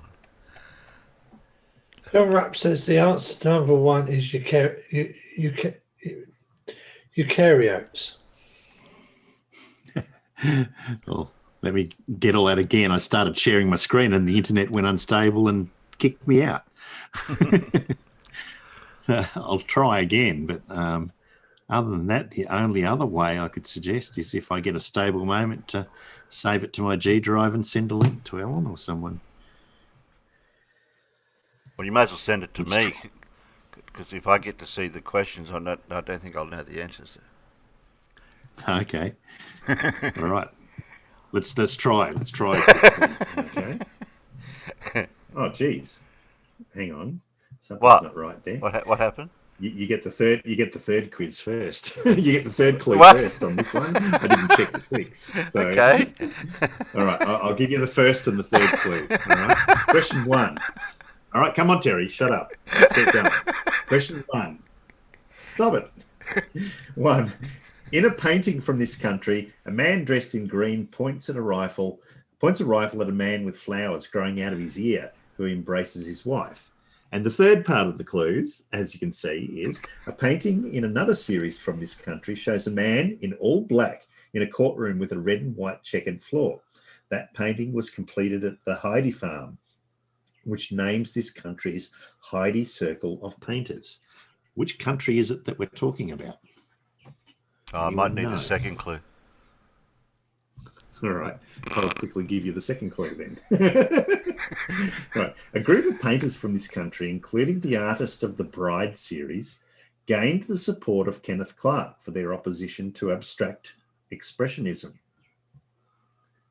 No help. You have any idea which country this is? No, it didn't help the second clue. Or the third clue, hey? No. Not yet. Not Austria, generally, Shady. Not Austria. Christo and John Claude wrapped 1.5 miles of this country's coastline in 1969. Not Lilliput. Not Switzerland. Not Flatadia. What about my one, Paul? No, not Spain, Alan. No. Another clue. In 1973, this country's National Gallery required the consent of its Prime Minister to purchase Jackson Pollock's Blue Poles.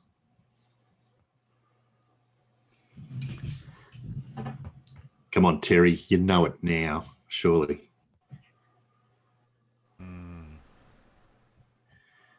Oh, come on, you have to know it now. What, from the last clue? You're thinking I should know? Yes. From the last clue? You should know it. Yeah.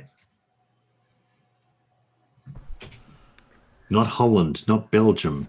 Yes, you're right this time, Alan Evans.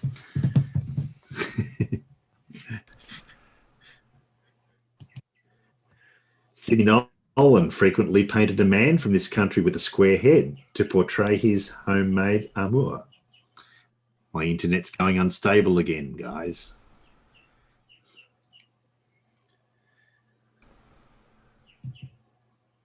Yeah, General Lee Shady got it. Australia.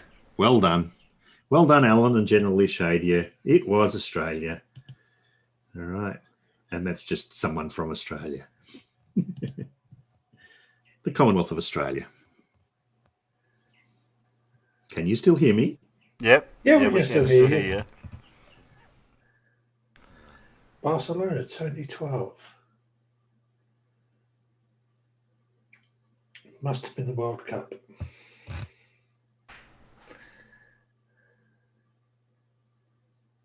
No, there he goes. No. He lost his screen share. He's still sort of All right. I here. dropped out for a moment. I have to start sharing again. All right. Yeah. Okay. Let me get the chat up. Close. Just trying to think what would limit your internet usage to Yeah. still be able to do what you're doing though. Yeah. Dora, I think it says Barcelona because she was taking part in a World Cup in Barcelona, seeing as how 2012 was an Olympic year where they held the Olympics in London. You haven't Yeah. got the YouTube or anything open as well, have you? Okay. So have you got the shared screen now? Yeah, Paul, I was just saying you haven't got Can you Yeah. hear me? Yeah, I can hear you. I was just saying if you can hear me, have you got the internet Right. the Have you got the YouTube shared screen? have you got the YouTube open as well or just Zoom? I do have the YouTube open as well, but it's not shouldn't be feeding back or anything. No, I was thinking of the internet usage. Oh, okay. No, I don't think that's the problem. All right, let's go on to question 2 while it's going. All right. All right, question 2. After George Harrison. Whoops. No, I think we lost him again. Yeah, because we haven't even got question 2 come up. This is not going too good, is it?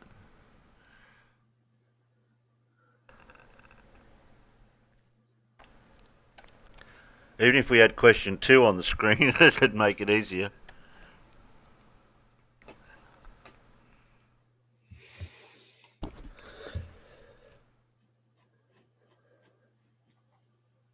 I'll stop him sharing. That way he can redo it again. Yeah, see he's dropped out. Oh, no, he's back.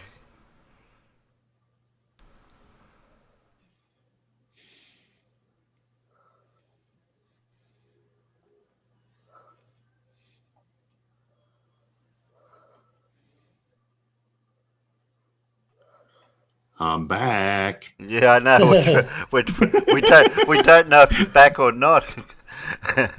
Yeah, I'm back, but I don't know for how long. So I've closed the YouTube stream, so we'll see how that goes. Yeah, see if that All right. doesn't drain your internet. And I'll share the screen yet again. Again? Yeah, we didn't even get question 2 when you friggin' said, internet. here's question 2.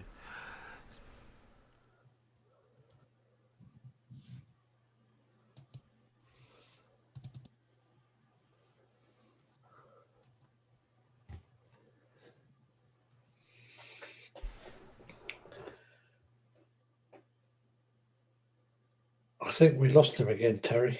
Yeah. Even though his avatar's still on the screen.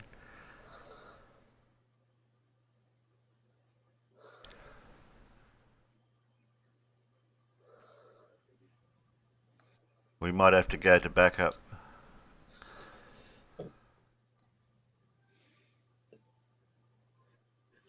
We'll give him... Oh, he's out. Mm. We might have to go to plan... Gone again. Yeah, we might have to go to plan... plan... D. Plan D. Well, plan A didn't work. Plan B didn't Wait work. a minute. What was plan C? Debunk. Oh, Yeah, I think we better go to the bank. That's the only plan I can see that may work. I've got plan D ready to go here somewhere. It's from a person that I've never heard of before. I don't think I have. Yeah, Okay. nearly unheard of. Okay. Better check this playback speed to make sure it does that's right. And feel free to tell me to stop it at any time, Blue. Unless I beat you to it. Are you going to do that? Okay. I don't know. Depends when he's wrong first. Well, let me. Yeah, this is a irritating young flurf that has been aggravating me off and on in the comment sections of various chats plus my videos. And he goes on a bit about LIGO. This is really, it's about 5 minutes of not too badly done video, actually. I like his production, but there's a punchline right at the end of it, and that's really where the debunk comes in. I don't think we'll need to stop too much in the middle of it. Okay. Go ahead and press play. We'll watch this idiot. Okay. I'm sorry, this nice young man. Okay. We don't need to push monitors back or anything like that just yet. No, I don't think so. Okay. Should be okay. LIGO, the straightest thing in the universe, according to some. I'm not going to discuss the claimed purpose of this facility, but rather talk about the practical mechanics and geometry of the structure itself. First, we need to establish a few irrefutable truths. A straight line does not bend, and a curved line is not straight. Pretty sure we can all agree to that. Two straight lines cannot enclose a space. Points are that which has no dimension. It's merely a location in space. Lines are defined as length only and as the distance between at least 2 points. Planes are two-dimensional and defined as length times breadth and require at least 3 coplanar points. Three-dimensional shapes are defined as length times breadth times depth and require at least 4 points and at least 3 planes. A circle is defined as a plane bound by a curved line called its circumference. The radius is a straight line that extends from the center of the circle, equidistant to every point along its circumference. A perpendicular is defined as when a straight line is set upon another straight line, the adjacent angles are equal to each other and each line is perpendicular to the line on which it stands. Horizontal is perpendicular to vertical, and vertical is perpendicular to horizontal. Horizontal and vertical are orientations of planes where horizontal is parallel to the plane of the horizon, and vertical is up and down, perpendicular to the horizontal. Stop it. A horizontal line between 2 points is a straight line, and a vertical line between 2 points is a straight line. If a vertical is perpendicular to horizontal, and a horizontal is a straight line, then vertical is perpendicular to every point along a horizontal straight line. If a plumb bob is perpendicular, meaning a tool that hangs down, establishing a vertical plane of reference, and is perpendicular to the plane of the horizon, then everywhere a plumb bob is hung, it will be perpendicular to horizontal. This means verticals are parallel. Some people will claim that verticals are not parallel. Yeah. This claim necessarily requires horizontal to bend. I think that's where he slipped up. The vertical. Yeah, he's making the classic flirf mistake, and horizontal is on. It's horizontal to the tangent point. It is perpendicular to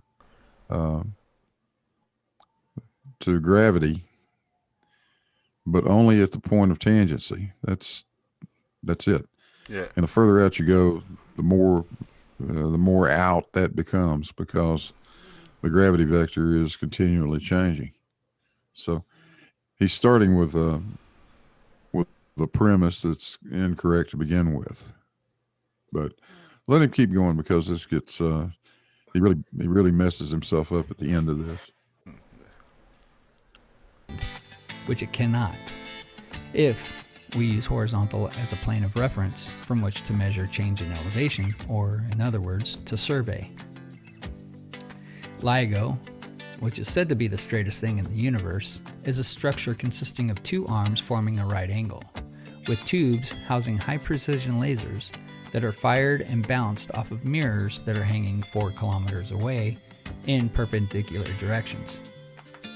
The mirrors are hung as pendulum, isolating them from vibrations of the structure or anything that might influence their ability to reflect the beam, which must be perpendicular to the mirrors in order to bounce a laser back and forth over a distance of 2.5 miles in both directions, some 100 times per millisecond. That's 100 returns in 1/1000th of a second. Here's a claim from an article I found. Each facility, quote, each facility includes an L-shaped vacuum chamber with legs 2.5 miles, that's 4 kilometers long, containing an interferometer. The detector's lasers can discern movement between their mirrors with a mind-boggling accuracy of 1/10,000th of the width of a proton. I have only one question. If the lasers must be that accurate over that distance, how can a pendulum mirror not hang perpendicular to the horizontal plane the arms are situated on? Let me demonstrate. A tangent is a straight line touching a circle, but not intersecting the circumference. If one of the arms is tangential to a curved surface, where plumb is a vector to the center of that circle, each end of the arm will have a pendulum mirror leaning away from each other and not perpendicular to the laser beam. If one of the arms is increasing or decreasing in elevation from one end to the other, the same principle applies, as the tangent is just closer to one end with a greater angle of deflection for the beam hitting the pendulum mirrors. Stop it and back it up just a little bit, Terry. Yeah, I see where.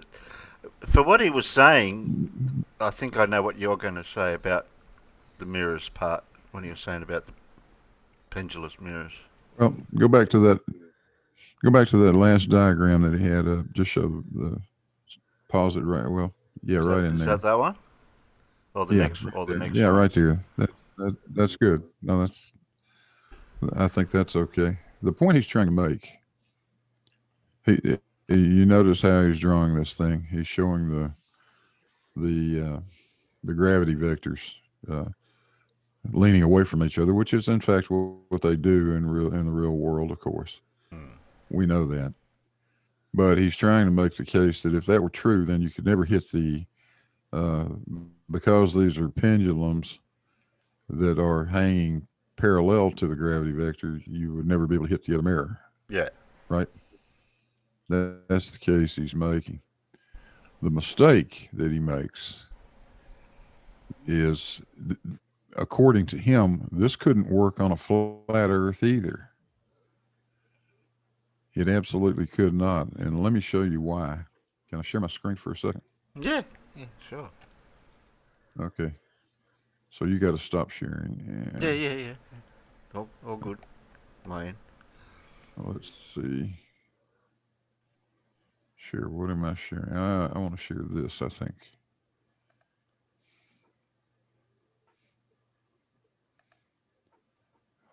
So I don't know. Can you see my screen? Yeah, we can. Yeah, they'll be able to see it out there. Can the outside Okay, see good. your stream? Okay. So I've drawn a LIGO tube, 4 feet in diameter, with a mirror. You see the little blue blob, little rectangle I put down there, and a center line. This is all perfectly horizontal lines. And I've got the same thing drawn down at the other end. And of course, Of course, the line intersects the mirrors right in the center, as it should, right? Here's the problem. If the Earth were flat, what happens if this LIGO tube is not horizontal anymore? What happens if you've got an elevation change of 4 feet over the length of it? And what happens is quite obviously You're talking about if its elevation is that. different to the... Yeah, the elevations are different on all but on all but one of the arms of the 4 arms. There's a 4-foot change in elevation, and that's what happens. As you can see, the laser beam has intersected the damn tube. If what he said were to be true, and the mirrors are simply have to be parallel to the gravity vector, that's what would happen. You'd end up with this. That's how it would work.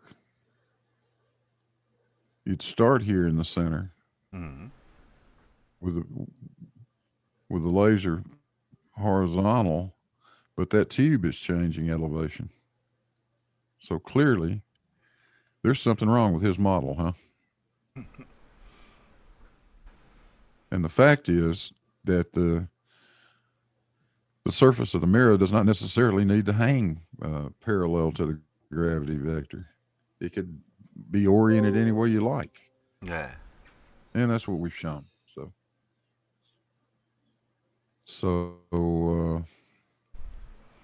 And it's classic Flurf mistakes. They just don't quite seem to get it.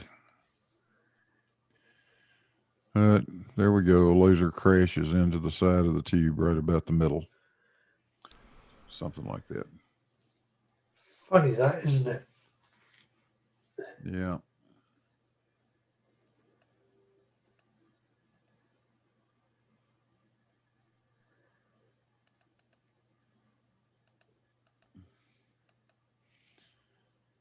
Anyway.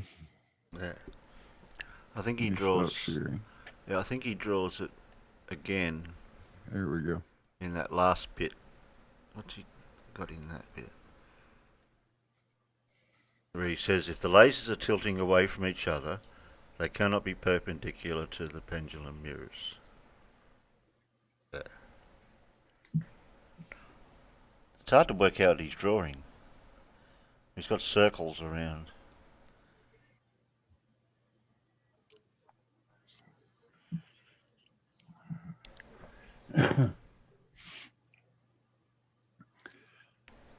Well,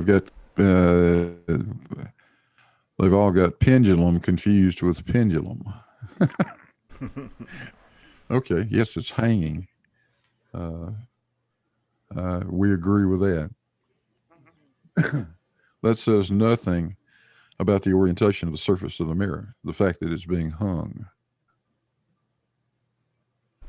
And I showed that in the video already, but yeah. This young fella doesn't want to shut up about it, so.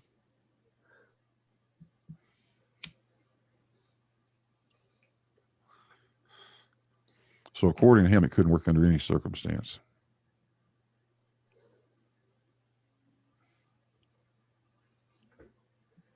Particularly not on a flat Earth with that elevation change. Well, he didn't even bring that up, really, did he? All he was worried about was the... No, he conveniently left that part out. Yeah. All he was going on about is the horizontal with the vertical of the pendulum. Yeah. So that means that they're all always parallel.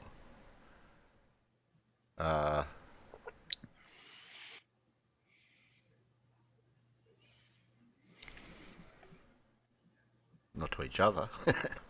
It's a classic, sort of classic, Flurf oversight. They forget about all the stuff that really matters is just to try to justify their position. Yeah. No, we went through all the construction of how it was built and how it's got its little Yeah. spots along it to hold it up, and then they even readjusted it again afterwards. Probably took them a bit to just get that slight adjustment, and then they adjust the pendulum mirrors to suit for the laser. Sure.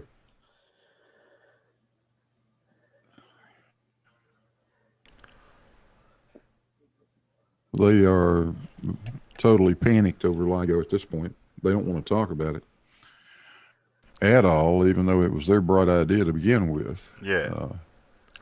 Yeah, we blame them for bringing it up anyway. Yeah.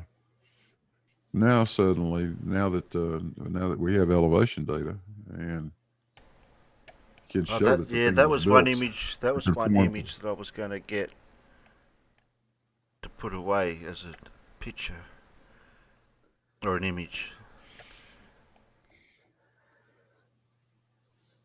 I think it was on yours mainly. Your other video, going back a couple. Yeah. I think you had one. I'll have to go through that one and see if I can grab an image showing the elevation changes in a side profile. I'll have to grab that one. Well, it doesn't look like Paul's going to be. Yeah. The latest. Sorry. Yeah, the latest thing this young fellow's been complaining about is the fact that the elevations near the center of the west tube at in Louisiana stay constant through about 900 feet right in the center of it. It's just 63 feet for about 900 feet. And he is trying to make a big deal out of that. Well, the fact of the matter is that's what it should do, unless you want to get out to the third or the fourth decimal place. It's 63.00. Now, maybe it's 63.001 or 002. But that still rounds off to 63.00. That's what he's not understanding. Yeah. That change is very gradual. You're talking about 1 foot in the center of a 2.5 mile long,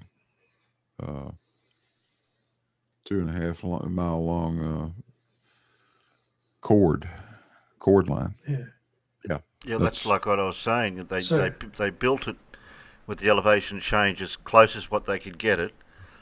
Then they readjusted it for the actual tube. Then they defined it, refined it a little bit more there. And then once they got to actually installing the pendulous mirrors, they might have been only out by a fraction of whatever the measurement would be, and then they just do a final adjustment. Yeah. Well, let's face it. What you said the elevation changes a foot, didn't you, Blue? Yeah. The elevation change? So. No. Yeah, the elevation change is 4 feet. On 3 of the 4 arms, it's 4 feet.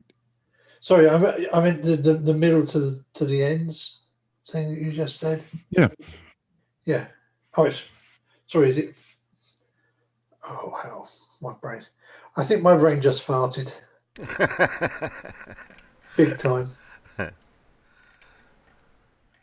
The one arm, the west arm at LIGO in Louisiana, the end elevations are almost exactly the same. Mm-hmm. So that means at the center point of that arm, the horizontal, that's about the point of tangency, right? Yes. And so that point, elevation wise, is 1 foot low compared to each end of it. You have 64 feet at each end, 63 feet in the center. Those are the actual elevations above mean sea level. But on every other arm, now you go to the east arm there it is. Terry's got it on screen. Go to the east arm at 64 feet there at the center, dropping down to 60 feet. There's a 4 foot elevation change.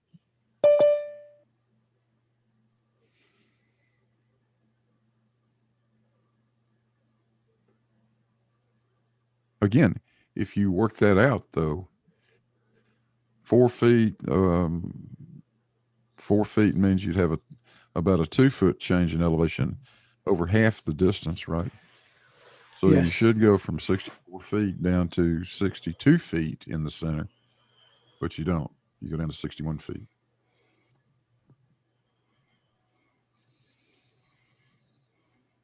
Again, 1 feet. You got a 1 foot sagitta in the middle of the thing. Yeah.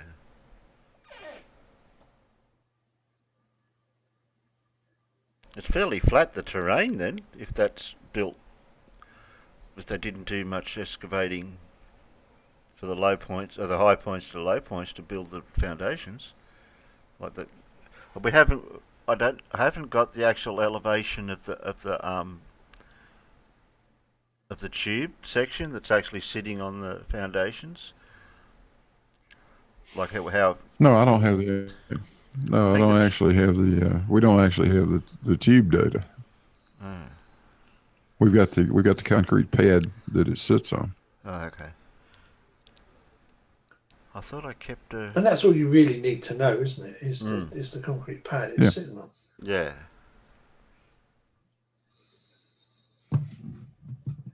And of course, the tube needs to be straight, but it only needs to be straight enough so that the laser doesn't hit the edge of it. Yeah, exactly.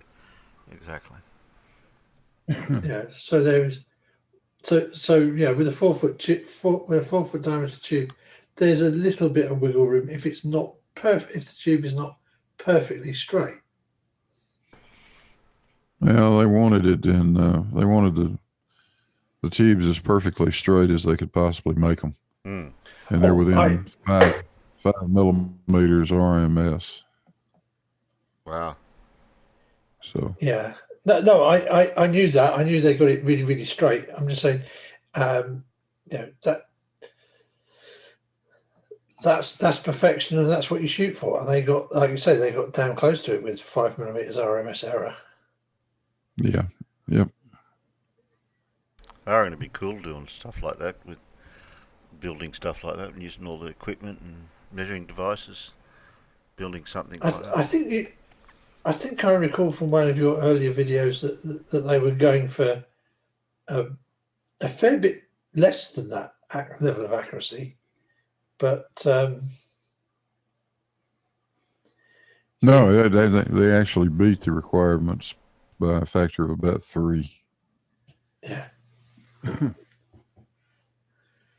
They were looking for something like, I think, 18 millimeters RMS. And they got down to around, well, I think at Livingston, they got it down to 4 millimeters. That is. They did really, really well. That is one heck of a piece of civil engineering. Yes. Yeah, it is. Yeah.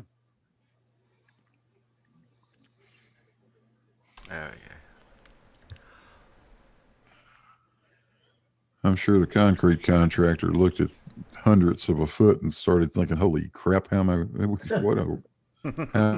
we ever going to do that?" Indeed. 1/10 of a foot, yeah, sure. 100th of a foot. Ooh, that's 1/8 of an inch. Well, there's a couple of obvious things too. I mean, like, what the hell do these flat earthers think the thing measures if gravity doesn't exist? Yeah. And not many flat earthers realize too that the fact that gravity decreases with altitude, that it gets weaker with altitude, is an indication that the Earth is spherical. If it was a flat infinite plane, gravity would not decrease as we gained altitude. It would stay the same. It should. Hmm.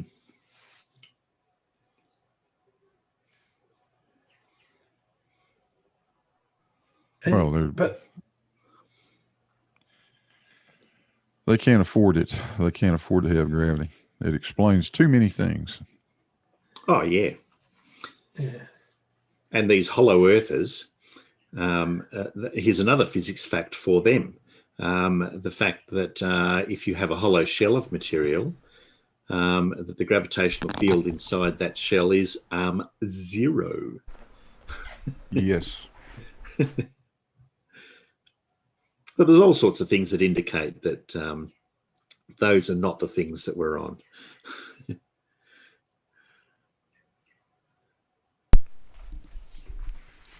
Yeah, hollow spheres don't work too well. No, yeah, but they don't. but you could argue that No. I think we know what some of them could be on.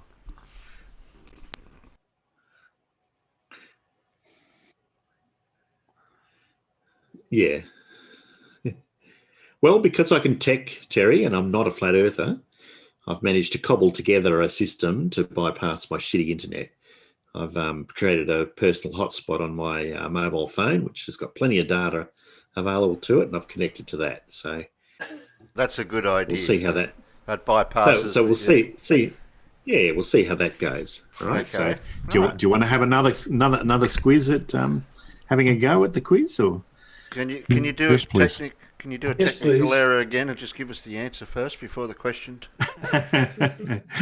All right. Well, I'll give her another go and see how it goes with this system and see if we can get through something. Okay, far away. Right, so we've already had the first question, so we can just skip past that, right? Except we can pause on the photo for a little while. Okay. Yes, she's from Australia. Okay, question 2 is, I think I got to the first or second clue, did I? We didn't get to the answer for this, did we? We didn't even get the first clue on the second one. Okay, well, here we go then. The first clue for question 2 is, after George Harrison asked this work's composer at the 1971 concert for Bangladesh if it was going to be performed, its composer stepped back, "Are you going to play I Want to Hold Your Hand?" So this is a work that we're talking about, a song, in other words, by a certain composer. What is the song we're talking about?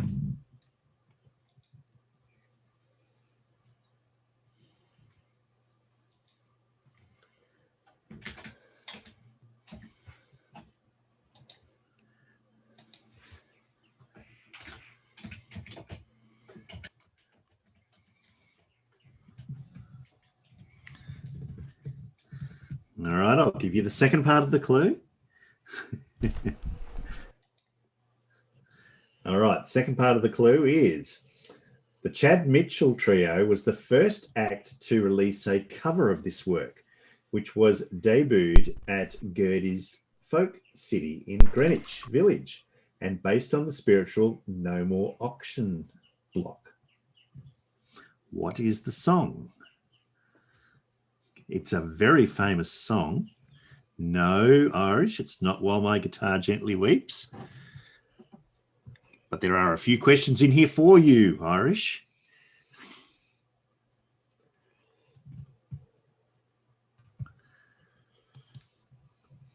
Third clue, Albert Grossman, who was the manager of this work's composer, also managed Peter, Paul and Mary, and thus helped the trio's 1963 cover become the most commercially successful rendition of it.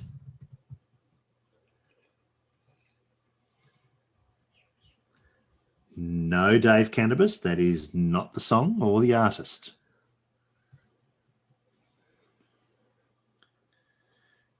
Come on, internal chat. You're not saying anything. Can you still hear me? Yes, we can still hear you, Okay. Paul. I'd type something if I had a clue what to type. Okay, well, I'll give you another clue and then maybe you'll have something to type. This song includes images such as that of a white dove sailing before she sleeps in the sand and cannonballs flying before they forever band. What song is it we're talking about? Come on, that's got to be a big clue. Not Leaving on a Jet Plane, not Mary Had a Little Lamb. No More Heroes, no, not Scarborough Fair, not Morningtown. You are correct, Big Blue. Oh, Blue.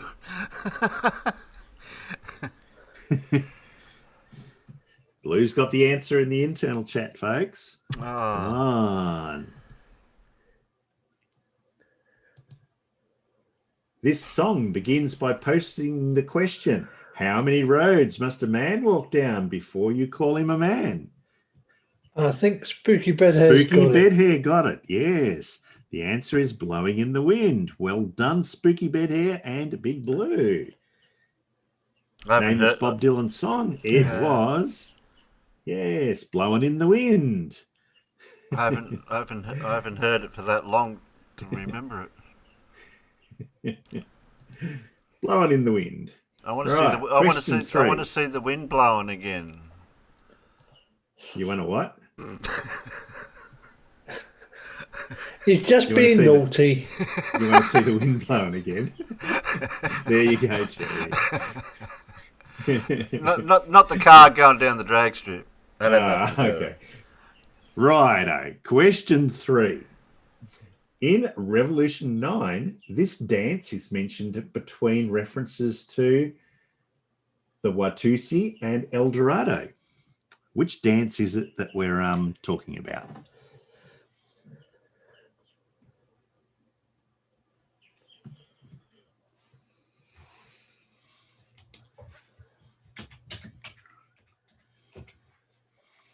Oh, Alan's got a thought. Not the tango, Alan. No. In the song Rock Lobster, this dance is mentioned before having fun, bacon potatoes, bacon in the sun. What dance is it? It's not the Macarena, Clive. No.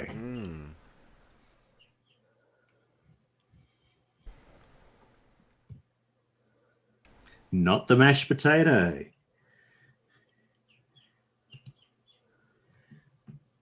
The song title for this dance says, My daddy is sleeping and mama ain't around.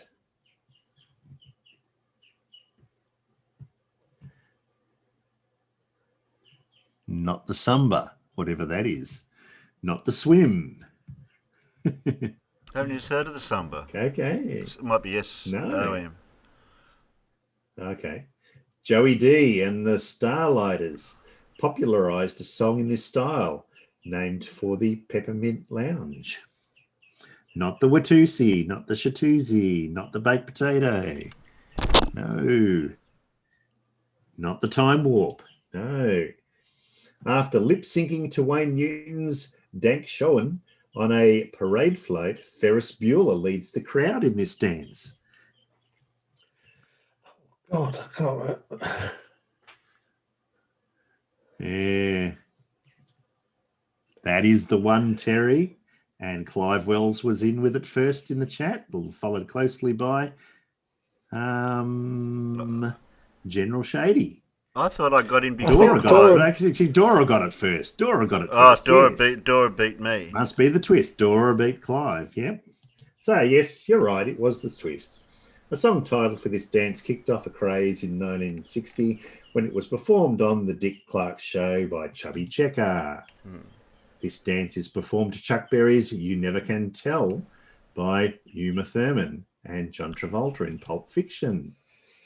The Isley Brothers and the Beatles both had hits with a song that starts, We'll Shake It Up Baby Now, and that tells you what to do. Twist. The twist was the correct answer. Yay. I reckon me and Dora were a tie. Yep. Okay, question 4. A heat-stricken engineer sings about this substance to himself in the Shohei Imamura film Profound Desires of the Gods. What? So it's a substance we're after. Oh, okay.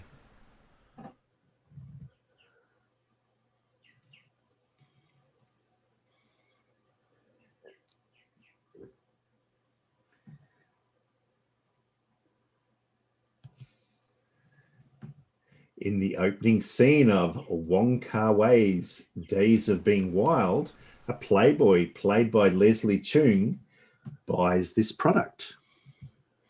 Okay. It is not water, Terry. It's not. Well, I'm it's not rice. starting It's- off with the elementals of basic.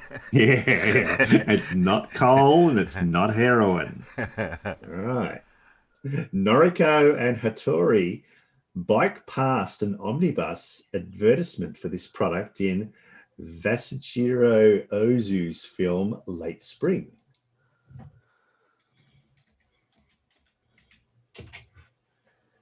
Not opium. Not dark matter, demon orb. It's not opium, Alan. Youth in the 1960s are described in an intertitle card from Jean-Luc Godard's Masculine Feminine as the children of Marx and this product. Not sugar, not sake, not champers, not coffee, not honey.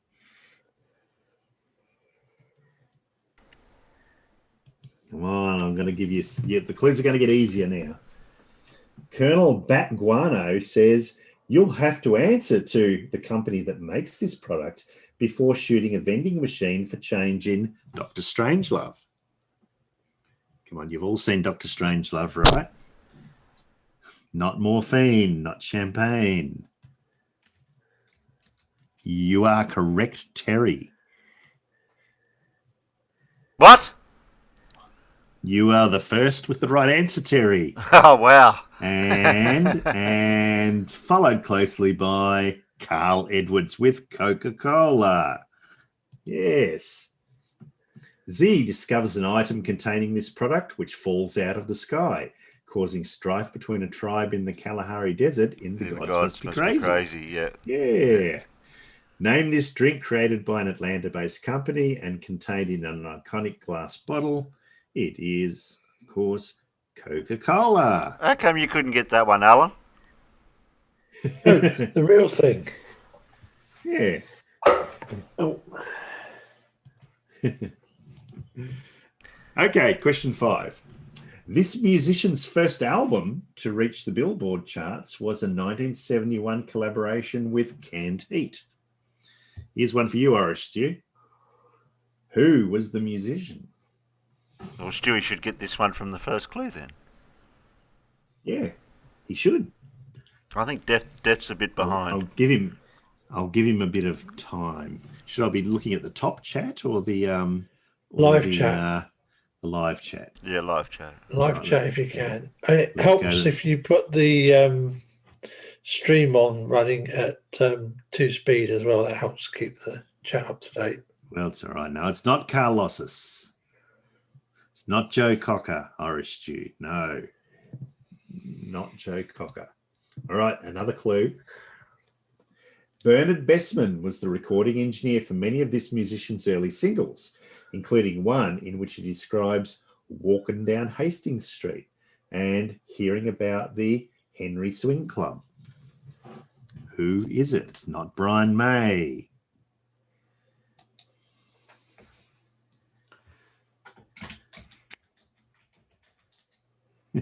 Not The Who.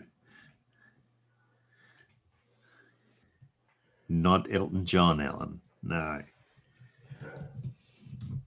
Eddie Taylor played with this musician on a string of singles such as Little Wheel and No Shoes that he recorded for the Chicago-based VJ Records after moving from Detroit in 1955.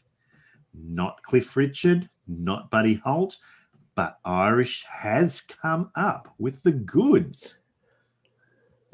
Okay. Well done, Irish Stew. I wouldn't have Body thought Rate and Carlos Santana appear on a late career album by this musician titled The Healer. I wouldn't have guessed that. Yeah.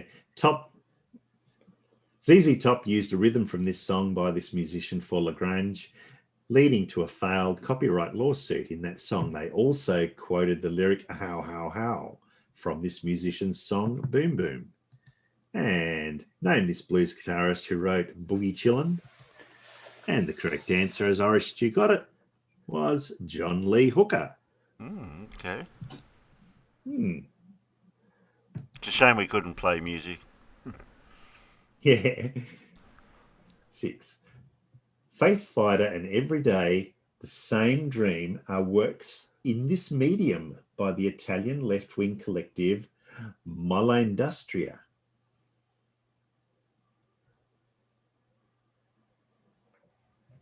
Medium. What is the medium we're talking about? Okay. ZZ top.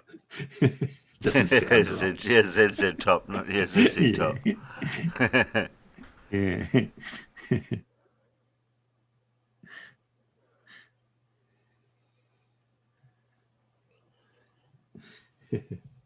All right. Pink and blue squares symbolize a relationship in The Marriage, a work in this medium by Rod Humble.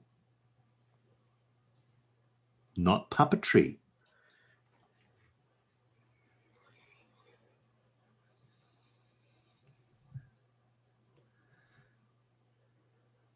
Not sculpture. Gender bullshit, medical bullshit, hormonal bullshit, and it gets better are sections of Anna Apthropy's work in this medium about gender dysphoria. It's not mime, it's not modern art, it's not pointillism. No. Not interpretive expressive dance, not Miyazaki. I'll give you another clue then. David Konsari has depicted the Iranian Revolution through this medium. It's not poetry. It's not collage. It's not hentai. It's not cubist. No, you're all having a good guess. But Yeah, no, I got no idea. none of which one. those things. I got no idea which Yeah. one to go for. All right, now the clues start getting easier. Treasure chests are scattered through a maze in a work in this medium by Jason Rohrer. Passage. Passage. Not finger painting, not flags, not flirting, not...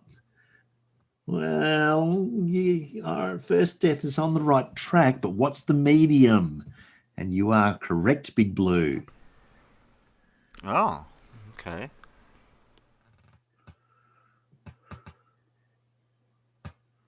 Not anime. The death of Ryan and Amy Green's 4-year-old son is depicted using this medium in That Dragon Cancer. I want to know Blue's thought for how he got that answer, for which part of the clue.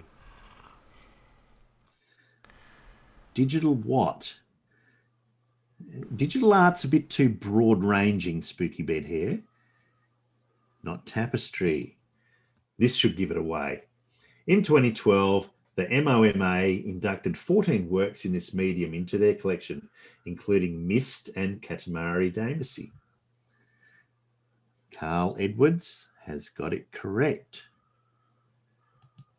And this one should have really given it away. Name this medium used by Hideo Kojima to create the Metal Gear series. Yeah, that one should have definitely gave it away.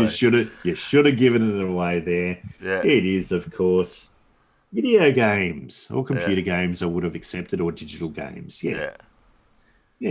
Come on, Blue. Fill me in. Which part of the clue gave you the answer for that one? Because I'm trying to work it out myself from going back. Treasure chests are scattered throughout a maze in this work. Okay. All right. Where else do you find treasure chests scattered through a maze? Right, video games. Yeah, I was thinking board game. Computers, yeah. Like I was thinking a board game type game at first, and then I probably would have. Not quite sure what's going on here. We have to skip that one because it's not. And that one looks so good too. Hang on. Hey, wait, you broke I know what happened here. What happened is I forgot to do the last few that like schedule the answers, so they just appear as slides. So what I'm going to do is I'm going to go back to the thing. I'm going to put it up, but I'm not going to share the screen. I'm just going to read out the clues. Oh, okay. All right. Or if you gave me 2 minutes, I could quickly. I can give you 2 minutes by playing a 4-minute video of something, or a 4-minute? I've got a couple of videos here that I can Yeah, play. all right. I'll do that then. How many So how I'll many go back minutes to- exactly approximately do you want? Because I can match Well, it only it. takes me. I've got questions 7, 8, 9, and 10, so it should take me about 2 minutes, 2 or 3 minutes. Okay, Peanuts. You can have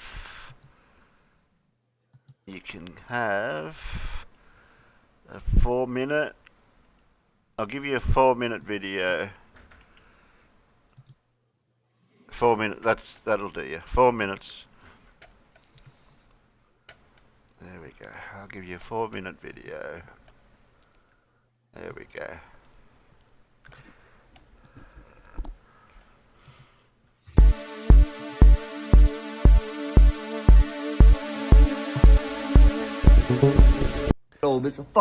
It's flat. It's laid out like a map, my nigga. You heard? It's a fact, my nigga. It's a fact. Go look up the 1892 Gleason standard world map.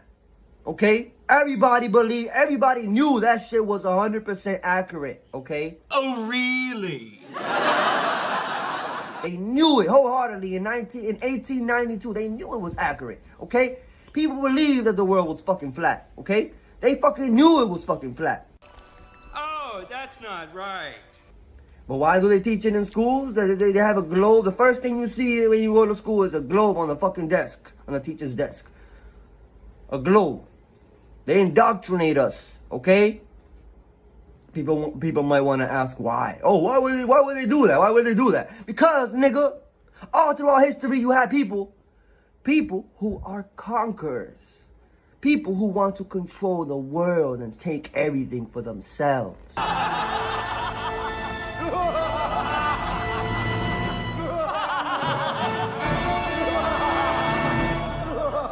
That's why, okay? And let me tell you, my nigga, you will have a strategic advantage over everybody else if only you knew the actual shape of the world.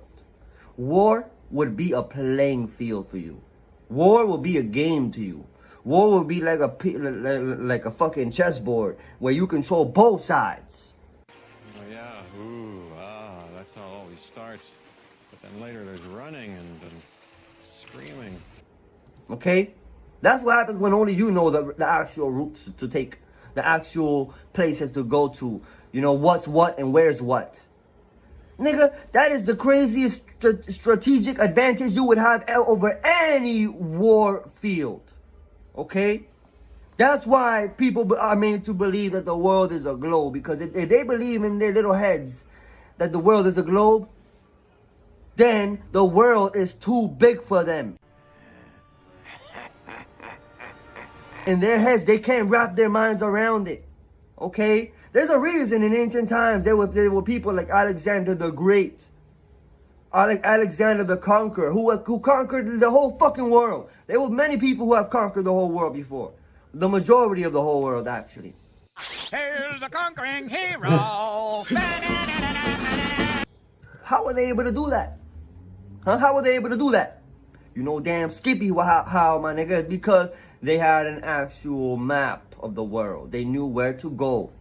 They knew where the fuck to go. And if I wanted to go, my schedule wouldn't allow it. If the whole world is a globe, nigga, the world is too big for you to conquer. Especially in the head of yours. Okay? That's why they made it a globe. Because they want people to believe that it's too big for them. Big. Bada big boom. Bada Be an ant. big boom. Be a small fry. Bada big, bada boom. Be a little man. And remain a little man. Remain somebody who can't conquer.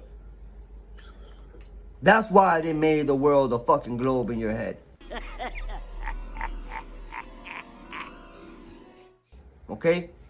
And you need to stop putting your fucking trust where it doesn't belong, because the government doesn't give a fuck about you. It never has and it never will. Okay? It's a fact. That guy's brain is a bag full of cats. You could smell crazy on him.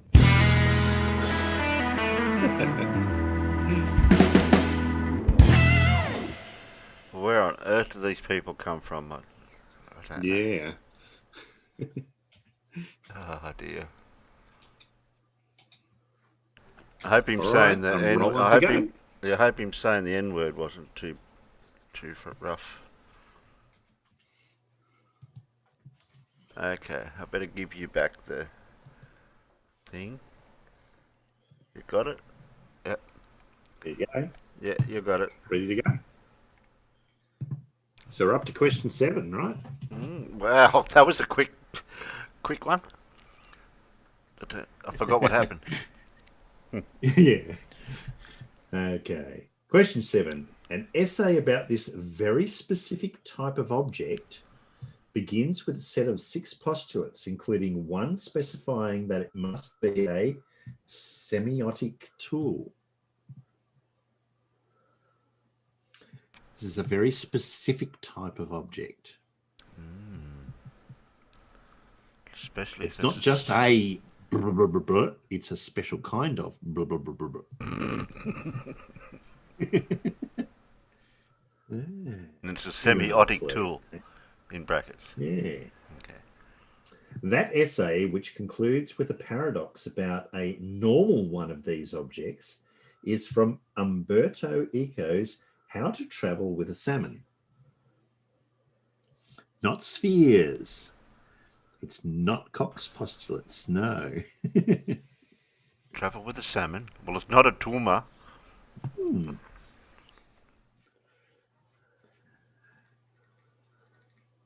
Clive Wells, you need to be more specific.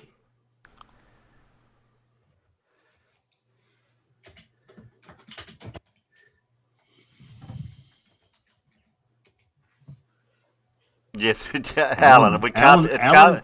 Alan has it. Yeah, Alan, I know, only because we've seen it. We've already seen it. That's why. Yeah, I admit I remember it. Yeah, me too. You do. Yeah. So we all get it right because we've already seen it.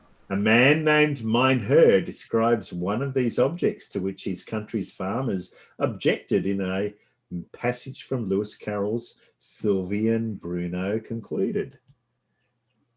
One of these objects is delivered up to the inclemencies of sun and winters, and its ruins are inhabited by animals and beggars, according to a story which purports to be from Suarez Miranda's Travels of Prudent Men.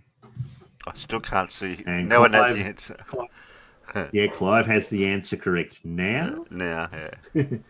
Yeah. That one paragraph long story was added to the 1954 edition of Universal History of Infamy. George the Borges on exactitude in science concerns a map with what property? It is a 1-to-1 scale map. Yeah. That'd be annoying, wouldn't it? Imagine going from here to Melbourne with a 1-to-1 scale map. It'd be hard to unfold it from the car, wouldn't it? Yeah, it would be. Yeah. Yeah. Well, personally, my favourite is 1 to 25,000. Yeah. They're really popular over here by Ordnance Survey. Yeah. Okay, question 8.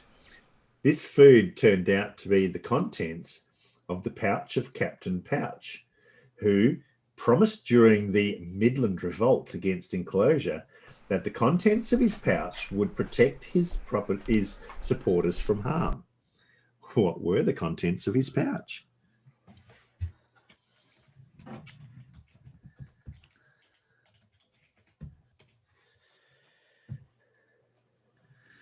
Not peace pudding, Alan, unless that's a nickname for something. Not plasters, no. Food, not Marmite.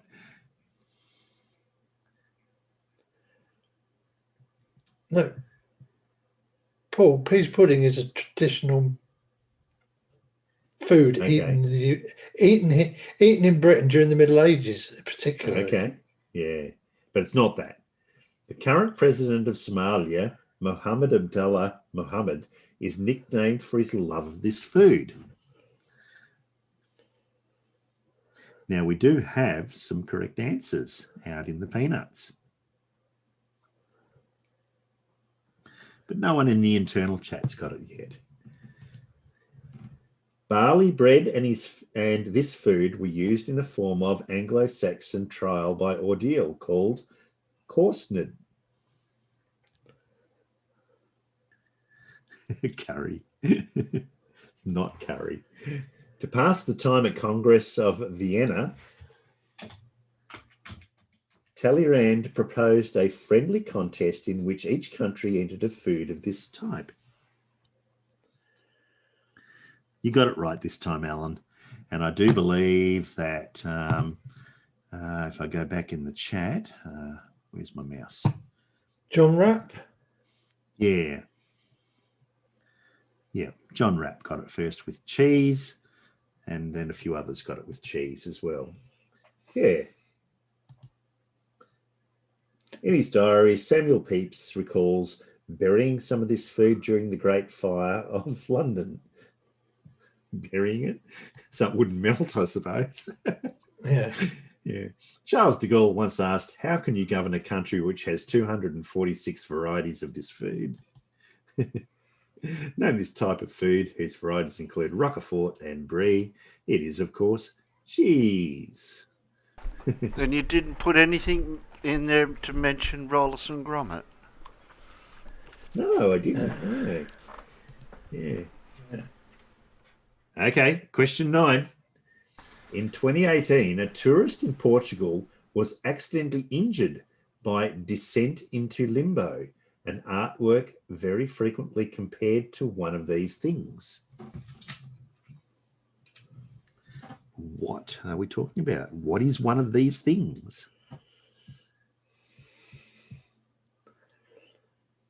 Yeah, that's right, Carl. That's what I was thinking. Cheese, the Wallace and Gromit.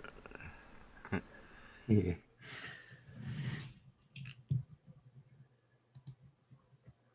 A notable India ink drawing of one of these things was created by Jean-Pierre Luminet. Not a merry-go-round.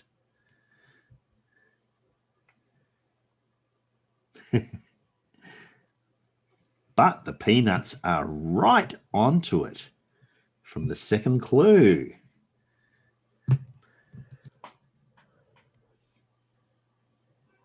Eugenie von Tunzelmann wrote a new type of ray tracer to generate an image of one of these things for a film. Come on, internal people. That image of one of these things, created with the help of the company Double Negative, was originally more colourful and asymmetric, but was made less realistic and given added lens flare. No, you chose the wrong correct answer, Alan. It's not a toilet bowl, not a portaloo. But we do have some correct answers out in the peanuts. An image of one of these things was accompanied by a viral picture of a woman with her hands in front of her mouth, looking excitedly at a computer. You got it right, Terry. Yeah. Well, it was a process of elimination, wasn't it, Paul? Yeah, that's right. This clue would have given it away for everyone, though. Kip Thorne helped develop a realistic model for a computer-generated image of one of these things in Interstellar. Yeah, there we go. Right. Blue picked the wrong one. Yeah. Kate Booman processed an image of one of these things, which shows an orange ring on a black background. Name these things, one of which was imaged for the first time in April 2019 by the Event Horizon Telescope. It was, of course, a black hole. I thought I kept that image of the actual image. I don't know, I thought I did. Question 10. A novel inspired by this book describes a society in which the women eat the brains of the men, who are known as bullpops.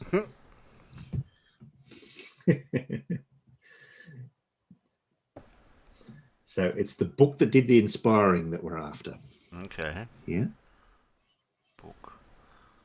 You know I haven't read books. Ah.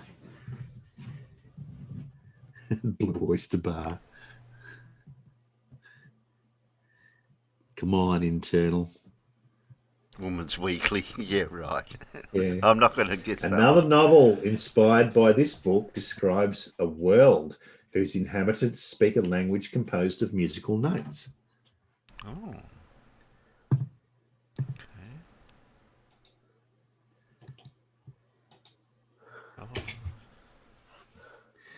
Oh, we have a couple of correct people out in the peanuts. Okay. And as well as Alan in the internal chat. Yeah, that's what I was going. Well I was going to done. guess that. Yeah. Yeah. Well done to Carl Edwards. Clive, I think, was first. No, Carl was first. Yeah. Carl, you got that It one? was Gulliver's Travels, yeah. Travels. Yeah. In a novel inspired by this book, an orphan named Maria is poorly treated by her guardian, the appropriately named Mr. Hater. This book inspired the novels Capillaria and Voyage to Faremedo by Frias Carinthi, as well as T.H. White's novel Mistress Masham's Repose. In computer science, the name of two conflicting formats for storing words in memory, either with the most significant byte first or the least significant byte first, derived from this novel. Now, it'd be interesting if any computer nerds out there in the peanuts knows what these two terms are, because they're in the next clue. I think I do, actually. Can I say them or not? Can you can say them, Alan. I was going to say type it. Big endian and little endian. You are correct. Yes. Wow. Yeah. Those terms are little endian and big endian. Yeah. Name this novel, which is the origin of the words Yahoo and Lilliputian. It is, of course, Gulliver's Travels. Did you get the one with Black, what do you call it, Black, whatever his name is in it? Movie. Finally, there's the disjointed quiz for today. Yes. I must remember that trick now that I know how that works. If my internet's shitty, I can just always rely on my mobile data. Yeah. Okay. Yeah. Now, why can't Flurfs do shit like that? They're not technically apt. Yeah. That's for sure. Oh, because they're flirfs. Yeah. Yeah. They go on a Zoom kind meet. Of in the definition. They go on a Zoom by the meet. way, they go on a Zoom meet and they don't even know they're in a Zoom meeting. Yeah, that's what I was going to say. Yeah. Are we using Zoom, Terry? I don't know. Are we? Are we using Zoom? I was really surprised that actually said Zoom on the thing, because we don't normally see that when we're in a Zoom meeting, do we? No, I think MC Toon's using a higher end version of the meetings. There might be another one. I know there's other bits you can add to it, like add-ons. He may have a different component added to it.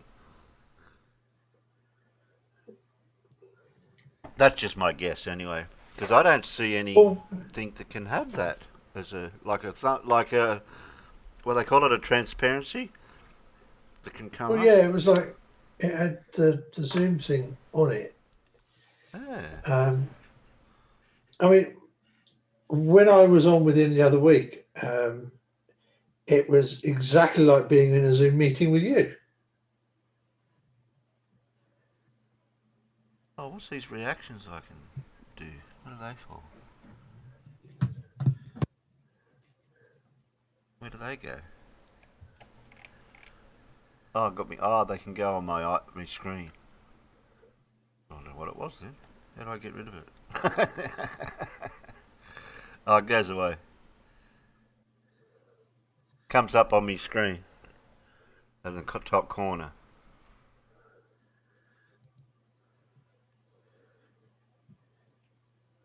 It goes away on its own.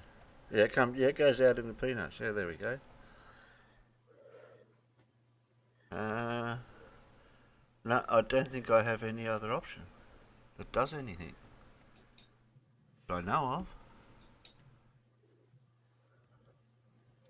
No. I cannot see anything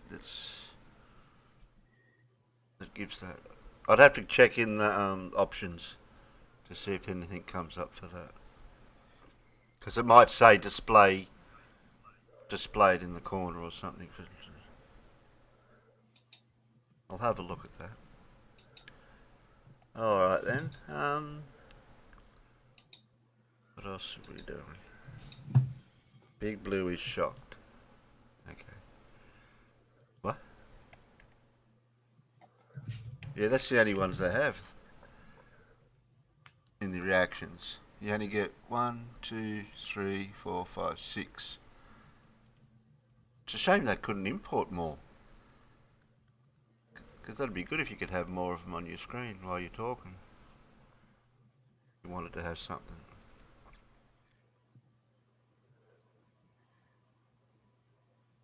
I don't know if it's in...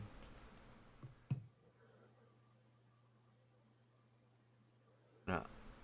I've got no idea.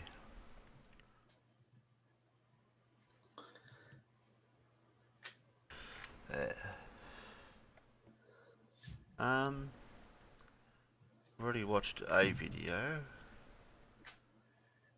We've already watched Everett. Now I've still got a Big Blue, Simon Dan, Wally. Who else have I got? Oh, I think I've got 2 Wallies. I've got 2 Wallies. I've got... I don't need that tab. I don't need that tab. That leaves 1, 2, 3, 4, 5. So we've got Blue, Wally, 2 Wallies, Simon Dan, and I've got 1 more Everett, a 4-minute one. Put your votes out there, which one you want. Couldn't be bothered putting it out to vote between 1 and 5 and vote now, and all that crap. Des says my head You're being always a lazy aches. bugger today, are you, Terry? Yeah, well, my finger's not healed properly yet, and it's hard to do stuff with your mouse. I'm managing as best as I can at the moment.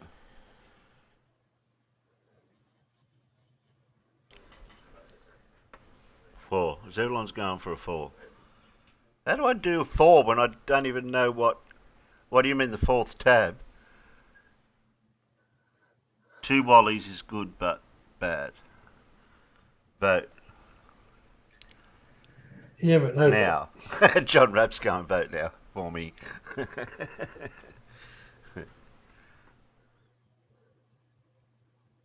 Thanks, John.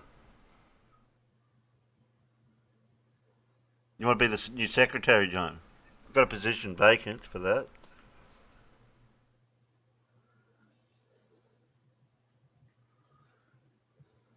Put your resume in. Blue and Wally. Yeah, but which order, John? D.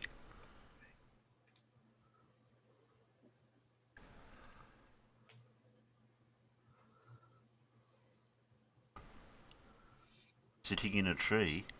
What?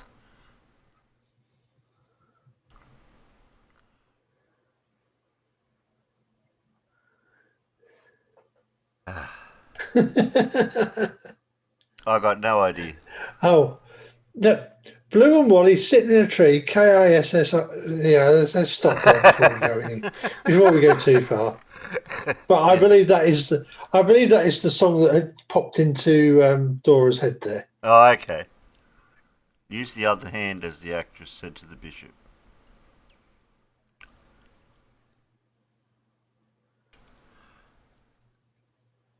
Where have we got? Oh, 1 minute for Wally. Oh, well, I'll play the minute one first of Wally. It's only 1 minute. Okay, that's short. That one.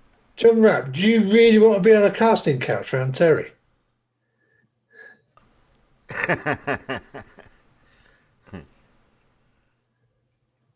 Dropping the truth bombs on flirts. That was what I was thinking, Alan.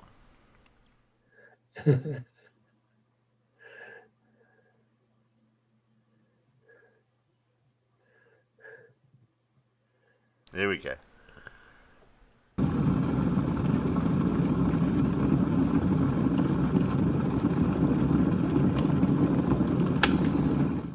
G'day everybody, where's Wally here? Well, last night I listened to Adam's origin story and, well, frankly I was so cut up I couldn't bear to do anything about it. Well, actually I fell asleep, but this morning I woke up and I see Mr. 42 has done a very good takedown of poor Adam. And I highly recommend you all go and have a listen because you'll hear nuggets like this. You could sort of hear it in my early videos. There's a bit of sting in the voice. It's fair to say I was pissed off. I'm very much at peace with it now. Are you sure about that, Adam? Let me play back your own video from 4 days ago. The fact the globe is a lie really pisses me off. Oh dear, that doesn't sound like a man in peace. Get a word. Oh, Mr. 42, this was fantastic. I would have just added one more thing to that, and perhaps being a non-native English speaker, you might have missed this one. But when Adam says he has a sting in the tail, I would have said, "Nah, Adam, what you've got there is not a sting in the tail. You've got a chip on your shoulder, mate." Because this is exactly what Adam has. He bangs on about ego all the time, but really he needs to look at himself and look at his own ego and realise that it is his own issue that he's still not overcome yet. I've got very basic understanding, so you might have to bear with me. So guys, definitely follow the link here at the end. Go and watch Mr. 42, rip into Adam. And while you're doing that, hit that subscribe button because I think this guy, he has really got what it takes. Thanks, guys. Okay, does he put his link? Mr. 42. Good day, gentle people. How many videos has he put out? Well, hello there. I don't know, but a lot of them are German. He's German. I think some, at least a lot of the titles are in German. Oh, they're in English on this end.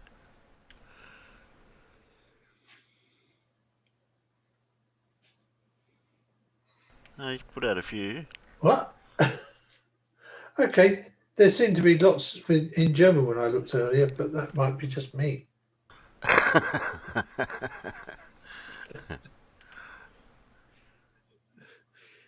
You get some sort of condition that makes you see things in German. Yeah, Alan. God knows, Paul. I have absolutely no bloody idea at all. I hit the subscribe button. That's what I did. Maybe it changes when you hit the sub button. Yeah, German, he's Dutch, Alan. My apologies. I think it was probably because I saw a big German flag on something. Okay. I was going to say, what, he lures you in with English and then hits you with German when you subscribe. I'm not German, I'm Swiss.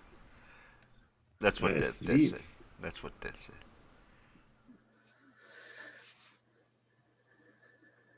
Okay. Out of them two, we'll do blue. Can we do blue? Yeah, let's do blue. Yeah, but this one's Flat Earth Dogma LIGO again. Yeah. It's another one. I don't care. Yeah, I know, it's another LIGO blue. Yeah, I know. It's a mirror of Flat Earth Dogma. Okay.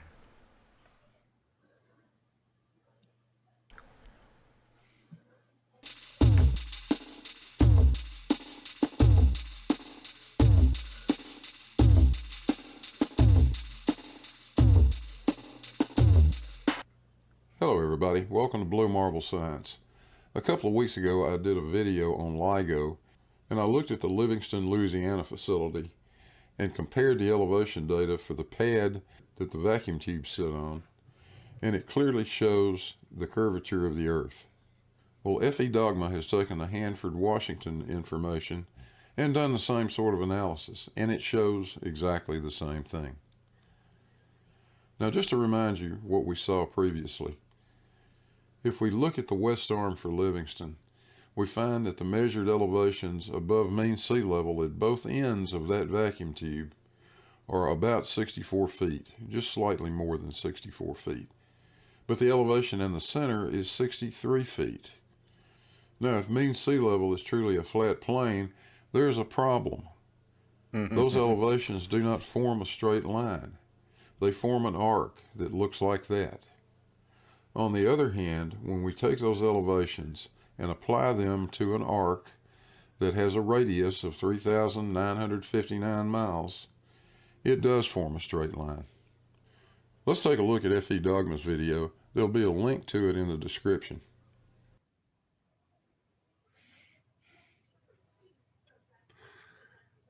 This is a photo of the Hanford LIGO Observatory in Washington State. It is an interferometer, and each arm has a beam tube that is almost 2.5 miles in length.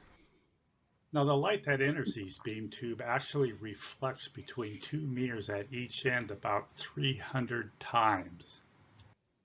Now, it is the alignment of those mirrors that is most critical, and what they did is they actually hung them from a 4-segmented pendulum to help isolate them from outside vibrations. And one of the flat Earth arguments is that this system would only work on a flat Earth because the pendulum would be like a plumb bob, and this would be the only way that the face of both of those mirrors would be perfectly parallel to each other. Of course, a calculation for the globe Earth shows that those pendulums would only be out of parallel by 36 1/1000ths of a degree. I think we have the technology to accurately calibrate those mirrors to the correct angle. Also, they actually have to actively monitor those mirrors during use, and they do this with 5 sensor actuators, and that keeps the mirrors within an angular orientation of 10 to the -8 radians. The beam tubes are the other key component. They are 1.2 meters or almost 4 feet in diameter, and they need to be straight enough so they don't interfere with the laser light. Now, here's a very good article explaining exactly how they did the alignment using GPS surveying, and I'll leave a link to this in the description. On page 2 is table 1, which are the allowable tolerances for the beam tube, and this includes the manufacturing process.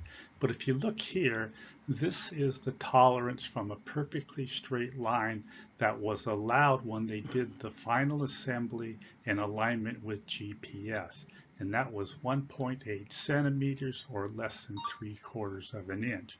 Now, actually at Hanford down here on page 9, they got it to within 1/2 of a centimeter, which is less than 3/16 of an inch. Now, I worked in commercial construction on large projects, and that is impressive. Now, here's a cross-section of the beam tube enclosure, and the closure is a shell made out of concrete. It sits on a concrete slab, and you can see that the beam tube is off-centered. Now, after the concrete slab was poured, they used this GPS unit on a card to mark the center line for the location of the beam tube. Now, the beam tubes were manufactured in 20-meter lengths, and they would move the GPS unit 20 meters at a time to get an accurate center line position for the beam tubes. Of course, the critical alignment was during the assembly of the beam tubes, and in the photo right here, you can see one of the brackets that is at one of the beam joints. So what they did is they actually put a GPS unit on top of the beam tube, and then they used these adjustment nuts right here. There's 2 more on the other side until the beam tube was in the proper position. And the other key component is the concrete slab. Now, there are blueprints for these projects that are available to the public, and they show the elevations for the top of this concrete slab. So this is going to allow us to understand whether this project was built on a flat Earth or on a globe. I'll leave a link to this website in the description, and I'm going to go to the Hanford Observatory and click on the civil prints. This will give you an index of blueprints, and we're going to start with this one, the drawing matrix. Down in the lower right corner is the number of the drawing you're looking at, and this drawing shows the whole facility, and we're going to take a look at the northwest arm. Now the drawing numbers I have circled in red over here match these drawing numbers in the index.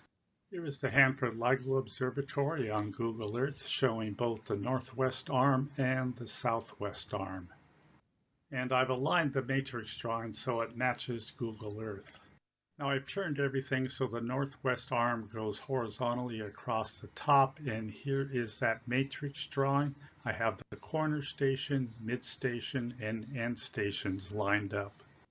And what I want to do is start by looking at this blueprint here, which is this segment of the arm.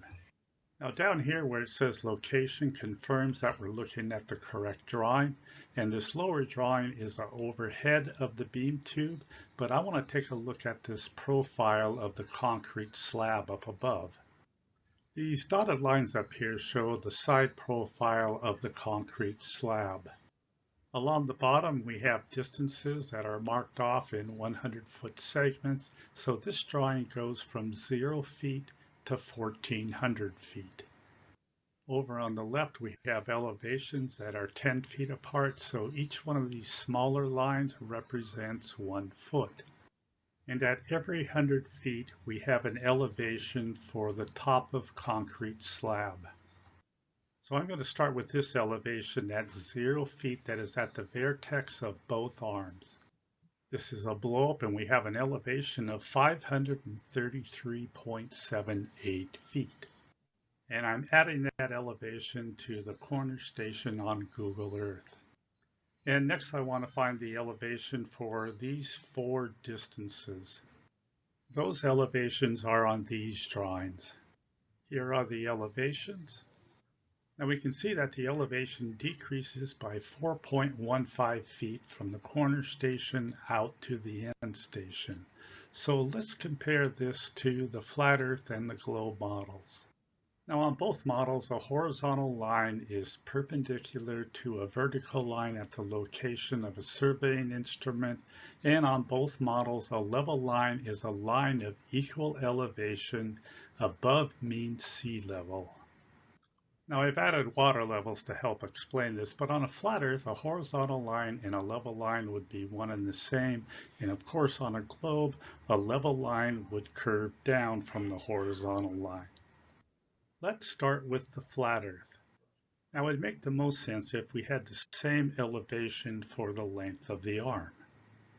Because one of the flat earth arguments is that the mirrors on the pendulums need to be parallel to each other and perpendicular to the beam tube. Of course, this is not even close to the actual elevations. It starts at about 3 inches right here, and at the end station it is actually over 4 feet higher.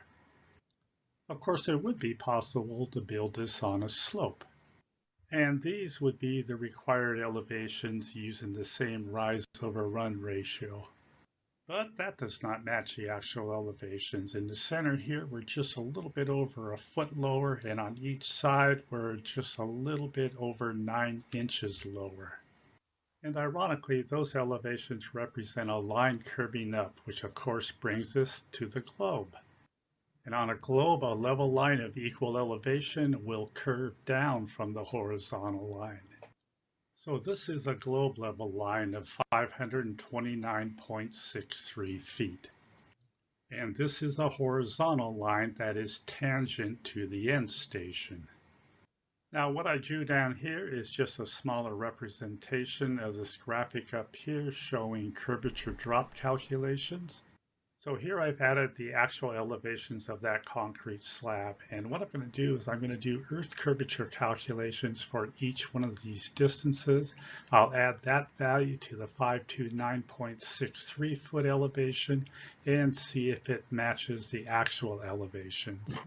So let's start with this elevation here. It is 3,200 feet from the end station, which is 0.606 miles. I'm using the Metabon curvature calculator, and that gives us a geometric drop of 0.24 feet. I add that to 529.63 feet, and that gives me a total of 529.87 feet. That is off by only 0.01 It's not off feet, by much. which is less than 1/8 of an inch. Wow. At the mid-station, we have a geometric drop of 1.01 feet. That gives us a total of 530.64 feet, and that is off by 0.02 feet, which is less than 1/4 inch. At this distance, the geometric drop is 2.3 feet, giving a total elevation of 531.93 feet. And again, this is off by less than 1/4 inch. And finally, at the corner station, we have a geometric drop of 4.1 feet, giving a total elevation of 533.73 feet. Now this is the largest difference at 0.05 feet, but that is less than 5/8 of an inch. Now, as I said, I used to work in commercial construction. I was responsible for a lot of concrete pours, and 1/4 inch over 10 feet is an acceptable tolerance. These numbers are very impressive over this distance.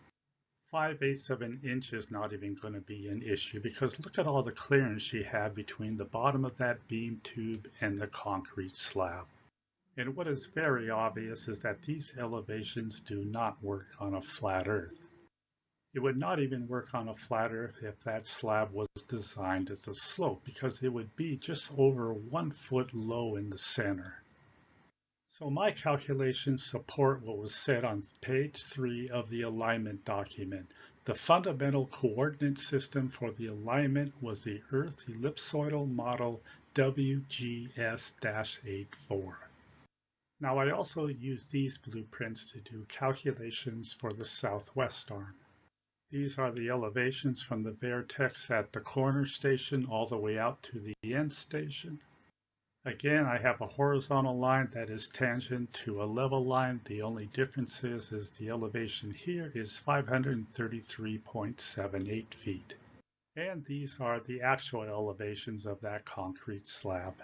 So for the first distance, we have a geometric drop of 0.26 feet, giving us a total of 534.04 feet, for a difference of less than 1/8 of an inch.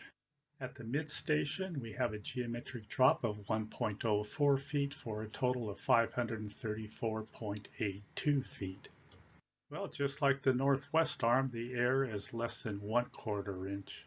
Next, we have a geometric drop of 2.34 feet for a total of 536.12 feet. Again, just like the northwest arm, an error of less than 1/4 inch. And the geometric drop at the end station is 4.1 feet for a total of 537.88 feet. So here the difference was less than 1/2 of an inch, which is a little bit better than the northwest arm for that distance. Now the maximum deviation for 4 different locations on both arms is less than 5/8 of an inch. And it could be that these GPS elevations are actually more accurate than my curvature calculations. But in any case, 5/8 of an inch is not going to be an issue for the alignment of that beam tube. So I think it's safe to say that the top of slab elevations for those beam tube arms is more evidence of a globe. Well, there you have it. 2 LIGO sites, 4 vacuum arms, all showing exactly the same thing. A link to F.E. Dogma's video will be in the description. Drop by and see him, subscribe to his channel, and give him a like if you don't mind. He does good work. Now, I find this rather amusing because it was Flat Earth that had the bright idea to use these ultra-straight LIGO tubes as a way to prove the Earth is flat. But it's just not working out for them, is it? And now all of a sudden, they don't even want to talk about this. Oh well, better luck next time, guys. Hope you enjoyed it. And remember, the next time somebody says, show me 8 inches per mile squared, just show them a picture of that thing. Hey, don't forget to hit the like and subscribe buttons. Shout out to the patrons and PayPals. And I'll catch you guys on the next one.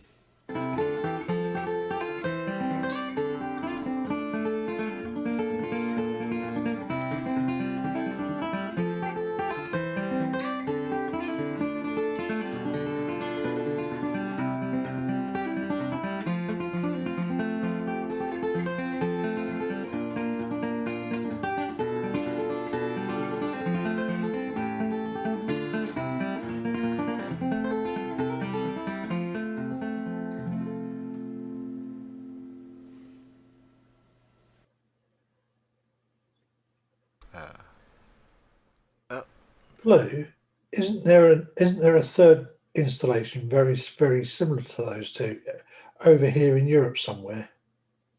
Yeah, there's another one. I'm trying to think where it is now, Alan. I don't Italy? recall right off the top of my head, but yeah, the third one is really tremendously helpful because that makes it much well. They actually can do some triangulation with a third one in place. Get a pretty accurate idea of where the thing is coming from.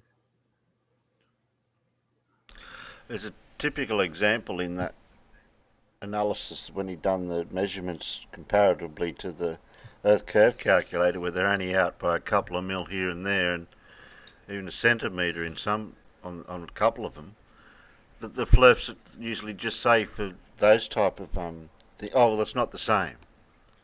There's a difference. And they're the type of things that they pick on, that they'll say, and then when you look back at what they've said, to where they get their information from, the tolerances are within the specifications of what they wanted.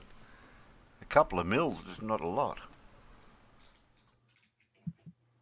Well, so many of them think that measurements are exact, and there's no such, absolutely no such thing as an exact measurement. It just doesn't exist. The only thing FE Dogma did he got his symbology turned around backwards with less than, equal, or less than, greater than some symbols. But he was consistent all the way through. So I've done the same thing. I've heard that from. I'll write in his comments. Could you have done it in metric? I don't understand that feet and inches stuff. Yeah, I've had several people that pointed out his slight error there, which doesn't change anything. It's just more like a typographical error. Hell, I called the damn thing Lego the other. No, logo wasn't it logo? Logo? No, Lego. No, it wasn't Lego. It was logo. It was logo. Oh yeah. All I would say to people who want to try to pick on that bullshit is this: you try doing one of these videos and proofreading it yourself, and let's see how you do. You'll find it's much harder than you think. Yeah.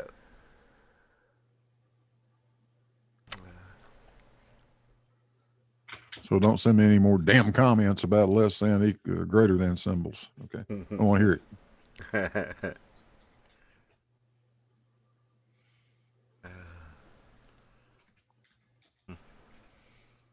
Well, Farmer didn't get back to us. Is he still? No, he's on idle at the moment.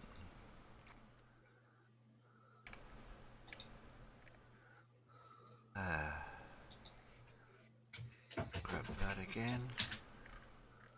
Who we got left?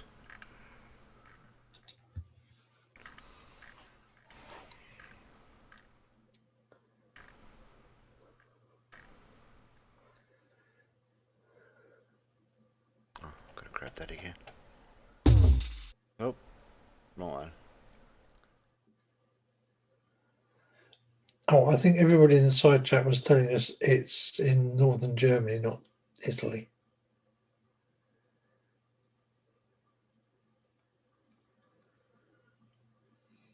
Yeah, can't think of a worse place to want to put a Lego than Italy.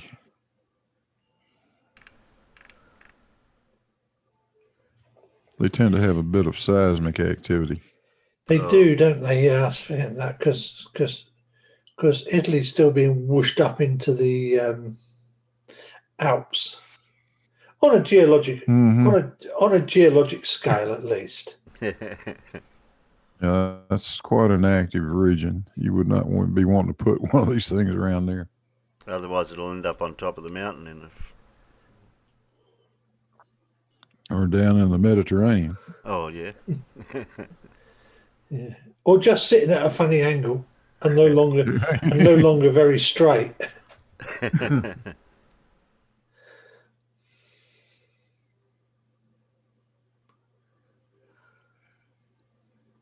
John's going, so Bedford level, fiber optic gyroscope, the egg experiment, Black Swan, and latest the LIGO Fargo.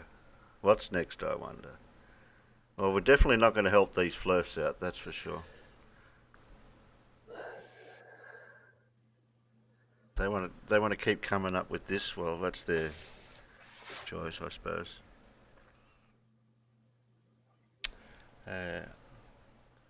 Okay, I think we'll jump it around a bit. We'll go to testing a flat Earth is irrefutable proof. Okay, I hope it's not LIGO again.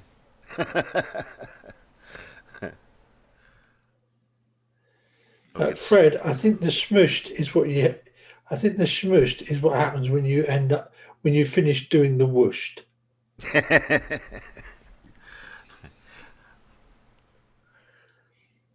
And you go smacking into stuff. Hmm.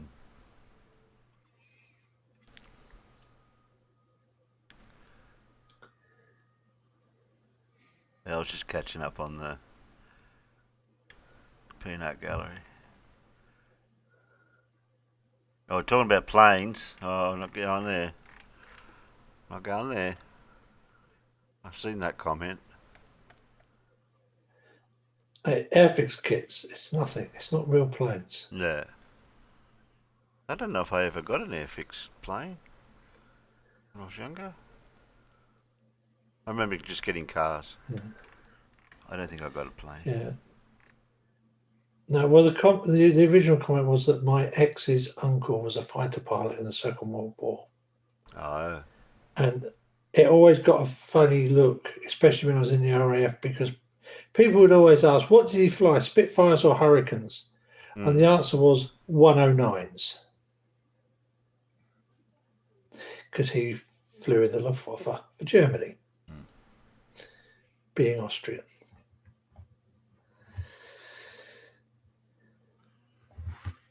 Press play. Oh, press play.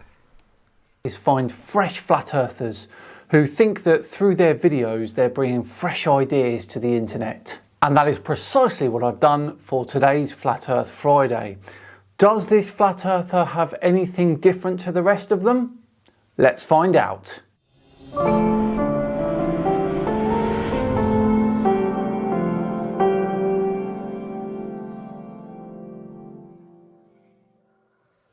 Hello all and welcome along to another episode of Flat Earth Friday with me, Simon Dan. Thank you very much for joining me. Before we begin today, a quick shout out to the sponsors of today's video, Skillshare. Skillshare is an online learning community with thousands of inspiring classes for creative and curious people. Explore new skills, deepen existing passions and get lost in creativity. They have so many classes that would interest you guys. Stargazing for beginners, algebra for physics, orbital motion classes, and this landscape astrophotography course, which as I mentioned last time is something I really want to do. But before I do that, I need to know a lot more about cameras. So I've been looking at this Fundamentals of DSLR Photography class by Justin Bridges before I even try. I want to be 100% down with the basics before I even try something that is a bit more difficult. Skillshare is curated specifically for learning, which means there are no adverts. Plus, they're always releasing new premium classes so that you can stay focused and follow wherever your creativity takes you.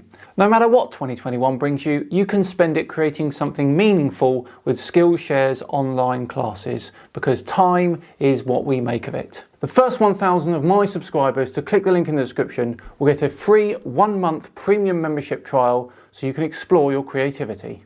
Right, back to today's video where we're taking a look at one of the new Flat Earth videos or creators that I've found. And it goes by the name of Flat Earth Truth, Terry E. Riker. And we're going to take a look at his video, which he has entitled Irrefutable Evidence. Should be interesting. Here we go.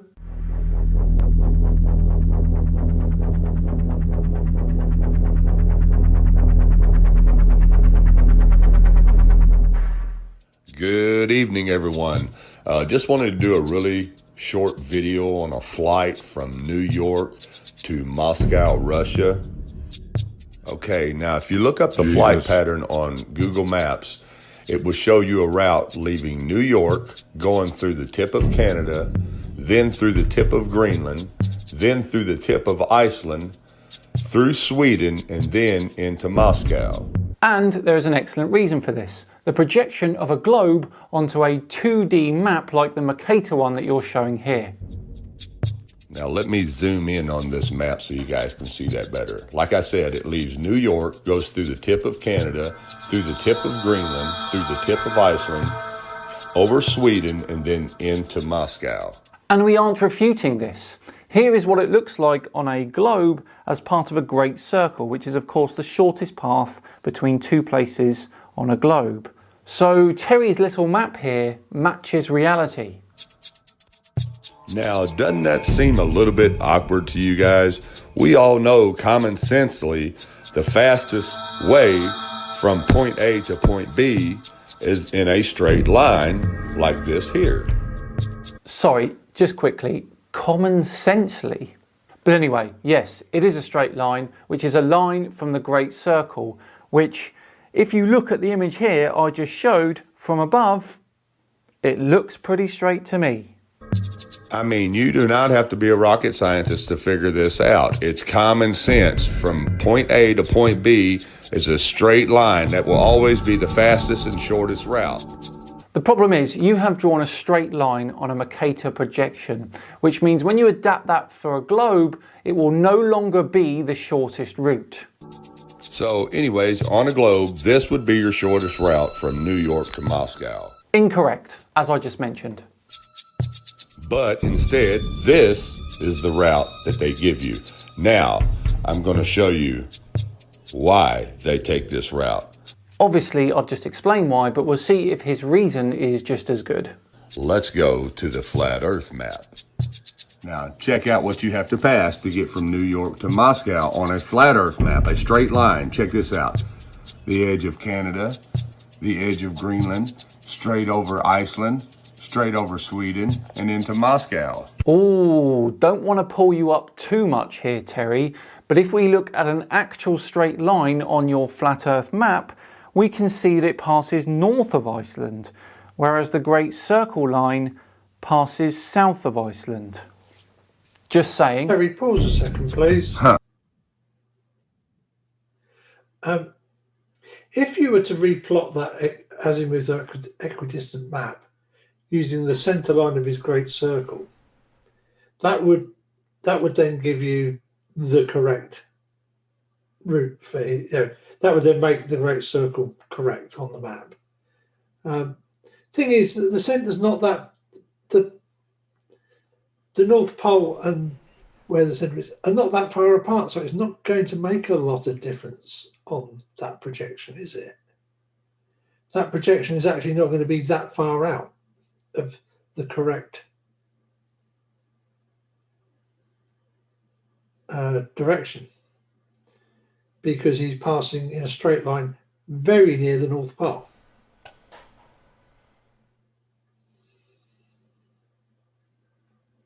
Is that what you're talking about, Alan? That one? Yeah. So if you take the centre of his great if you were to plot a AE map using the centre of his Great Circle route as the centre point, yeah, it would literally be a straight line on the map from New York to Moscow. That straight line would be a correct Great Circle. But because it's so close to the North Pole anyway, the AE map isn't that far out in showing him where he would be going, because there's not a huge amount of error.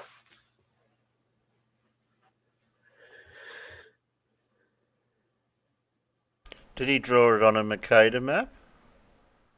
He drew it on a Mercator map, and there's a huge, great curve that you get on a Mercator projection.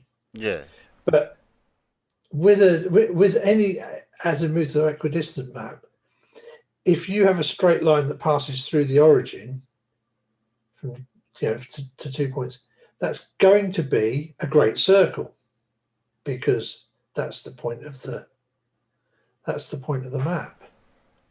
Oh, but if you pass just a little bit away from the centre, it's still going to be very close to the actual, it's still going to be close to the great circle, unlike there, where, of course, it's, that with that projection, a straight line is miles away from the great circle.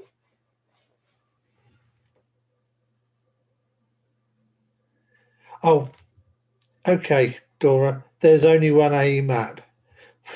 The Gleason with the North Pole in the centre.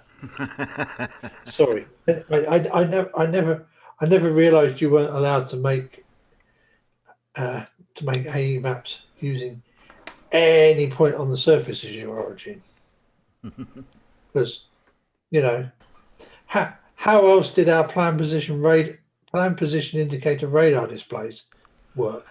They literally do draw an AE projection for you.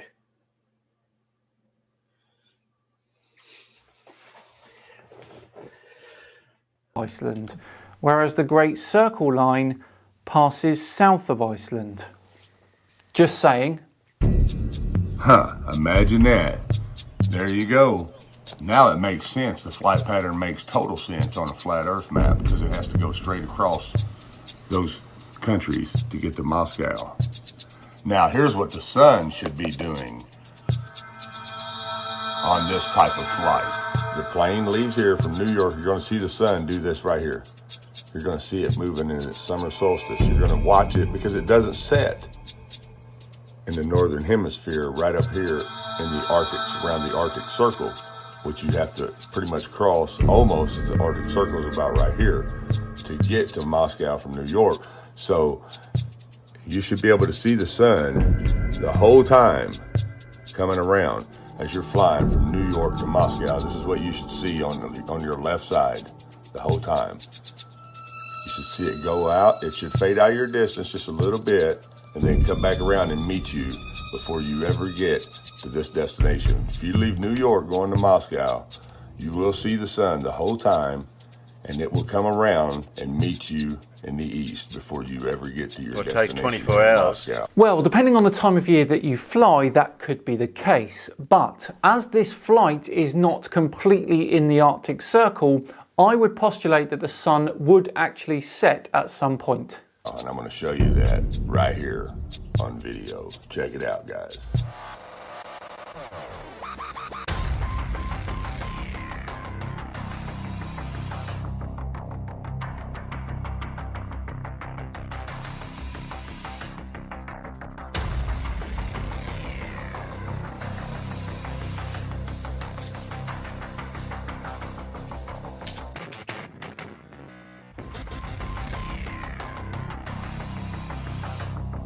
Okay, let's skip forward a bit. Now this flight was taken in the summertime during the evening hours from New York to Moscow. So that means the sun, that would have been a straight line from here to here. So that means the sun is making a small circle. So here's what you would see at this time of the day. If you leave here going to here, you would see the sun over here like this. And then eventually fade out of your vision for a little bit, but you would still see its light. And then by the time, like I said, you got back to here, that sun would meet you here. So actually, this is what the sun is doing. Of course, we all know that the plane is in fact rotating with the Earth, so we will see the sun set.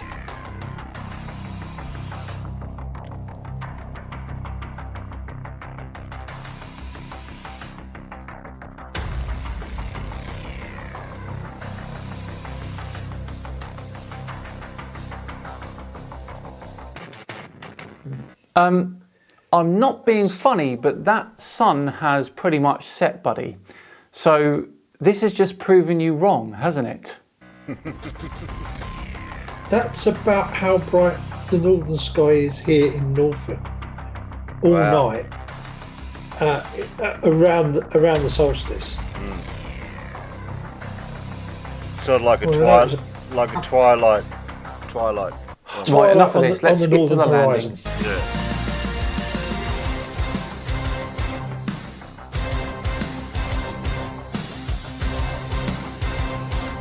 And as you can see, just like I told you, the sun will make its circuit and come around and meet you in Moscow long before you ever get there, which is what you just witnessed. Well, not really, because what's happened is you've flown against Earth's rotation and you've made your day a little bit shorter. So, we killed two birds with one stone.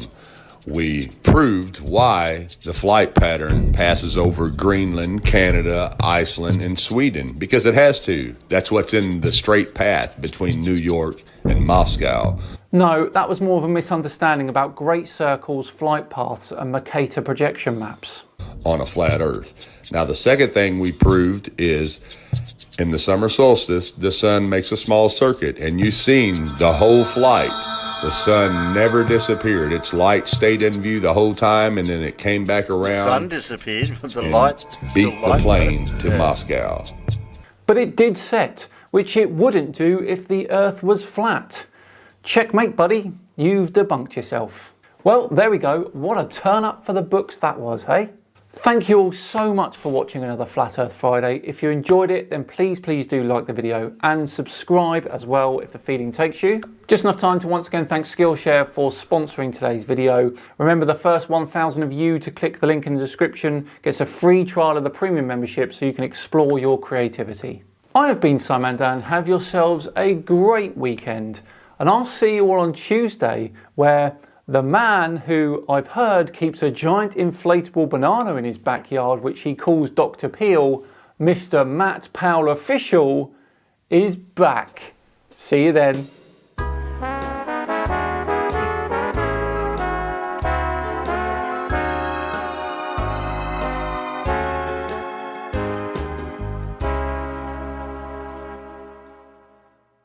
I've seen him get it wrong with the Great Circle routes, but not throwing the sun in it as well. That was a bit different.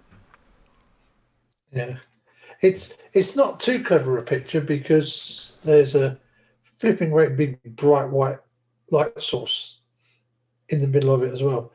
But that kind of gives you the idea of what our northern horizon looks a bit like in the summer around the solstice. Wow. There's always a little bit of light in it.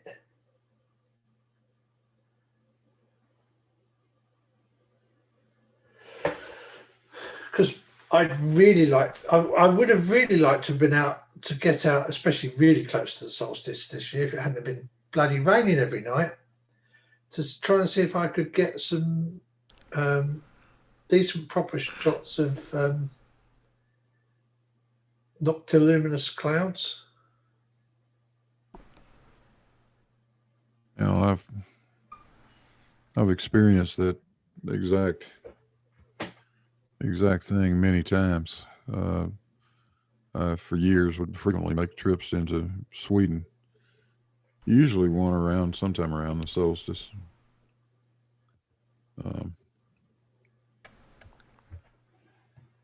And that's what you see. I mean, the sun sort of goes, well, it goes down, it sets for sure, but it never gets really dark. Yeah. Apparently, that clown thinks the sun orbits over the Arctic Circle for some reason. The way he was showing his flashlight. Yeah. Yeah, well, of course, unless the sun has some really, really fancy adjustable shade on it, not quite sure how you would work out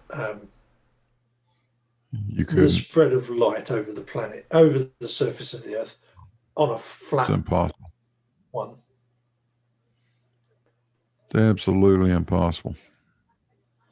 Yeah, especially keeping the shape, especially keeping the observed shape of it exactly circular.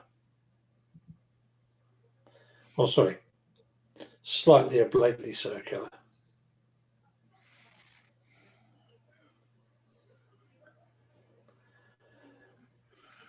I have no idea what the guy thought he was proving. I've seen that same video several times.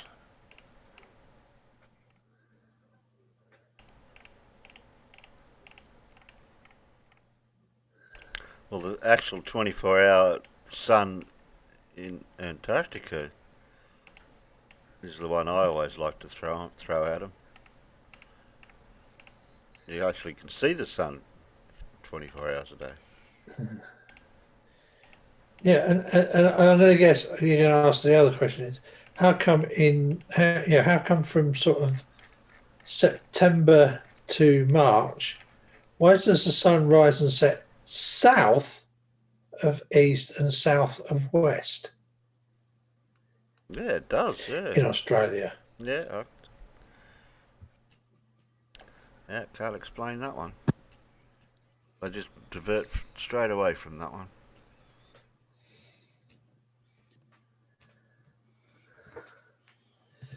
Okay, Clive. Yeah, they invented a dome. Why not invent a sunshade? Yeah, that's true. Yeah.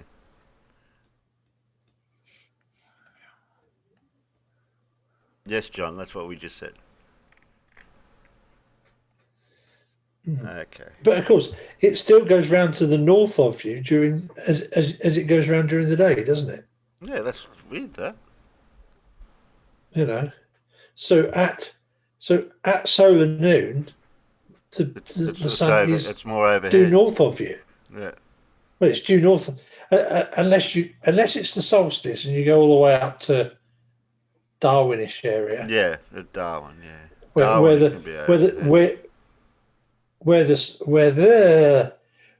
you can actually be under the subsolar point. Yeah. Yeah, Wolfie done a good one for that one. Yeah, so I suppose you could go up to the top of the cape that sticks out the top of Queensland. Mm. If you go up to the top of there, I guess you can actually get to a point where the sun will be south of you at noon in Australia.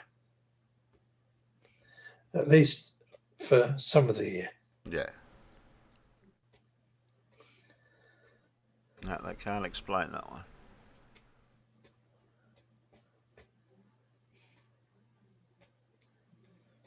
Yeah, it's always the Northern Hemisphere side of it that they always think of for the flat Earth.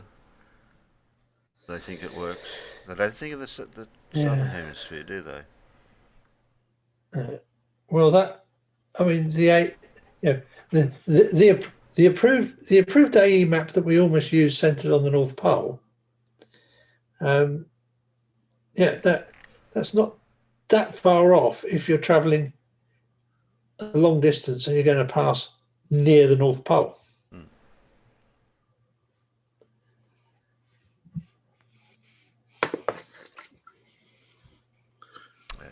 What have we got left?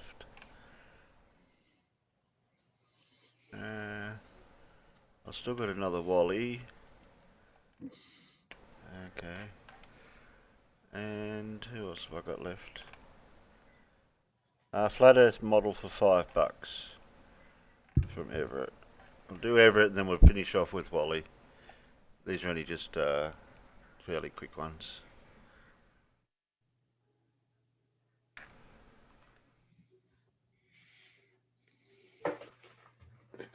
Is that the hem is flat? Asks Irish. Yeah, I guess it must be, mate.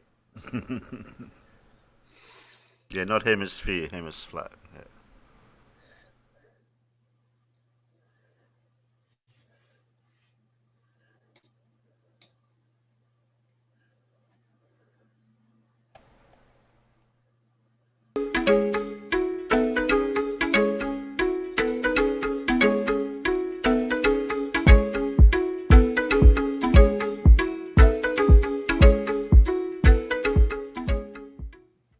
Hello, my friends. It's Dottie. Earth is still flat. Yeah, there's no doubt about it. Yeah, you need to, if you haven't figured it out yet, you need to look into it.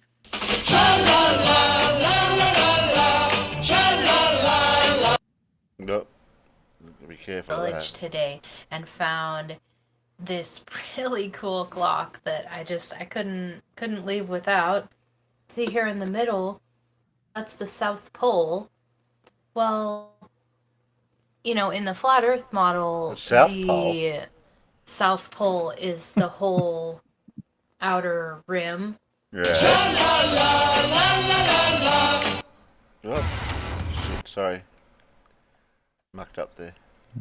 I was trying to pause the music. I wish there was a shortcut key for that.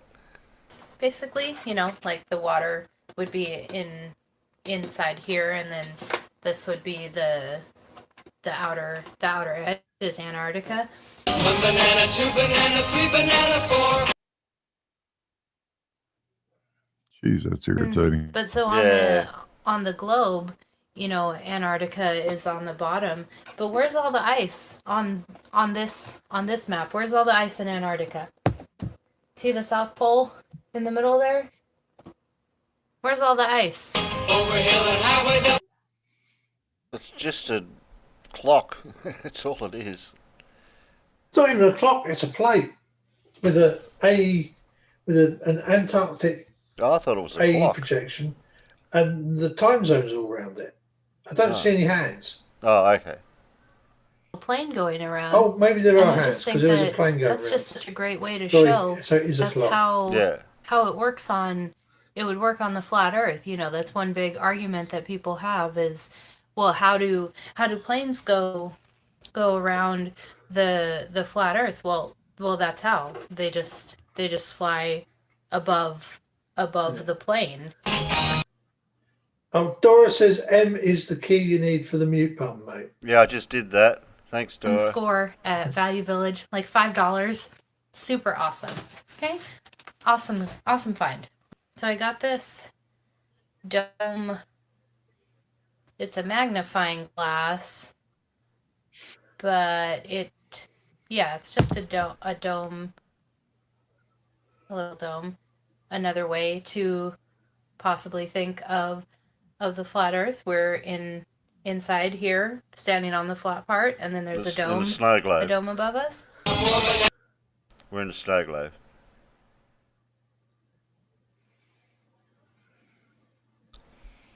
Oh man. 2021, and we need to admit facts.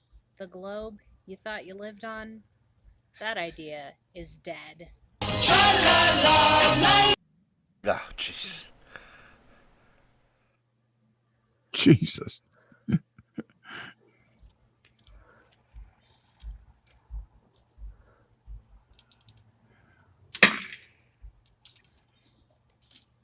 Geez, some people.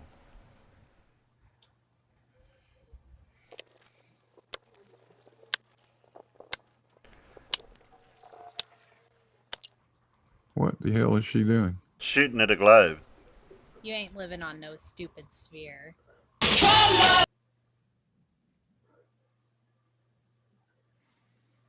She's doing that without a forearm guard on. Mm. Well, yeah. It is possible if you have good technique, but I wouldn't advise it. Yeah. I'm starting to notice a trend with Northern Hemispherian educational systems, especially with the flurfers in America. They'll bring up that globe more times than what I've noticed. Is it must be to do with the education system, that they've gone to school, and the school does have the actual globes in their classrooms. Because I don't remember it in our classrooms when I went to school. No, we didn't here. I don't know if America has. Well, Globes in every classroom, especially in. Well, a lot of the globe is very early years stuff. Yeah, the flat earthers have said that. They said they've been indoctrinated with the globe in their classroom. No, they're just repeating what other flurfers have said, Terry, that's all. Okay. I doubt whether half of them can remember what the hell they saw in their classrooms anyway. I don't even know. I can't remember. I can't remember whether there was a globe in my primary school classroom or not. I can't even I mean, I remember know there was map. one in high school in the geography room, but like when we did geography or that, but that was it. Yeah, we had to draw a bit of a map back in the day when the was it EU or something.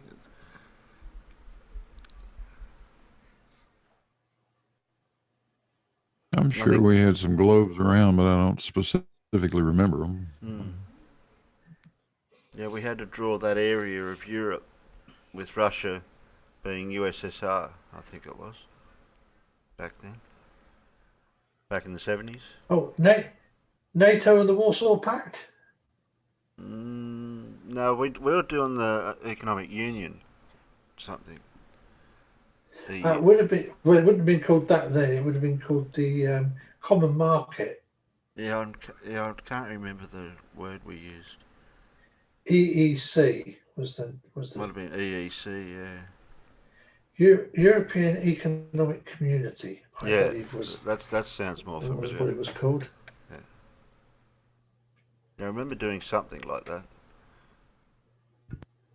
Vaguely, I vaguely remember that. Yeah, yeah. There was more likely, as Dora says, there was more likely to be maps hanging on the wall than a globe in a classroom because the maps are flat and they're on the wall and they're out of the way and the kids aren't going to knock it over and break it.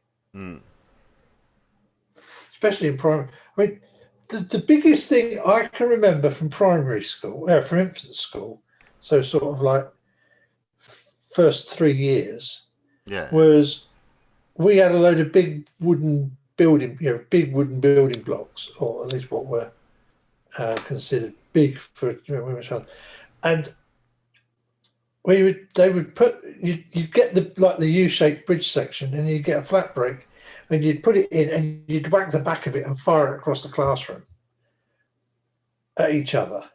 And I only remember that because one day I got hit right on the corner of my eye and nearly lost my bloody eye, and ended up having to go to hospital for stitches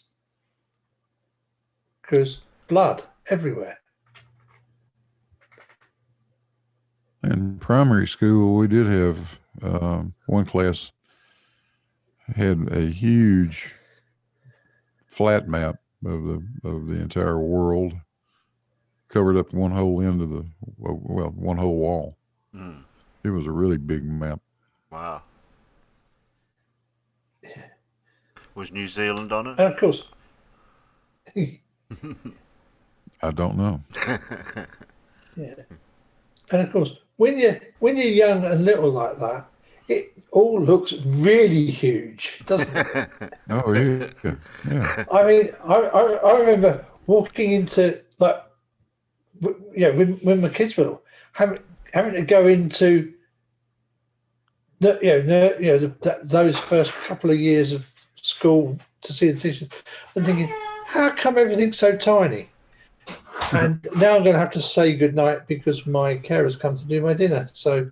Oh, okay. It's that time of day. That time of day, I'm afraid. So you'll be round in how long? Hour or so, maybe. Hour or so, maybe. Anyway, all right then. See you later, guys. Later, Alan. See you, Alan. Bye. Yeah, see you, Alan.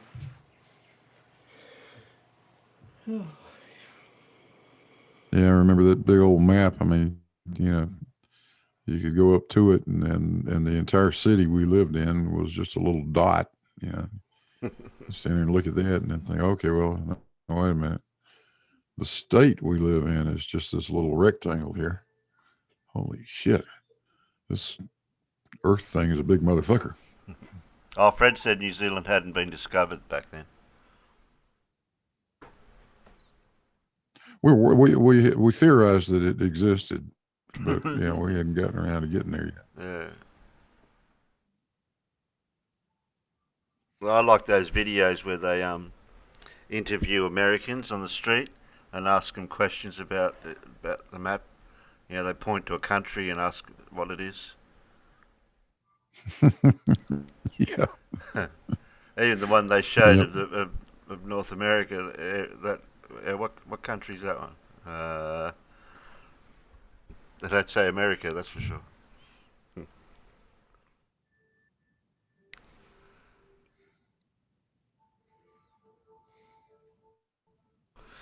Well, I've got one more video left of Wally to go, and we've gone now 4 hours, so we'll probably finish off on this one. Unless anybody else has got anything after that, well.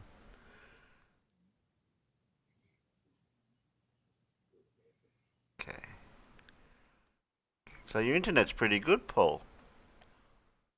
What are you complaining about?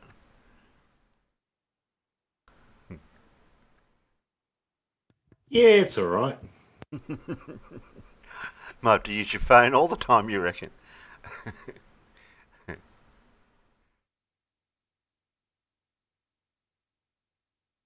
Have you got unlimited data on your phone? Or oh no, you don't get that on a phone, do you? You got to pay for the data for so long, yeah. I have to check my phone just to make sure it's still got. I hardly ever use it for phone calls. Dora said in the 90s we had a show on TV that did that with Dutch people on holiday. The stupidity of people doesn't know any borders. Yeah, that's true. That's true.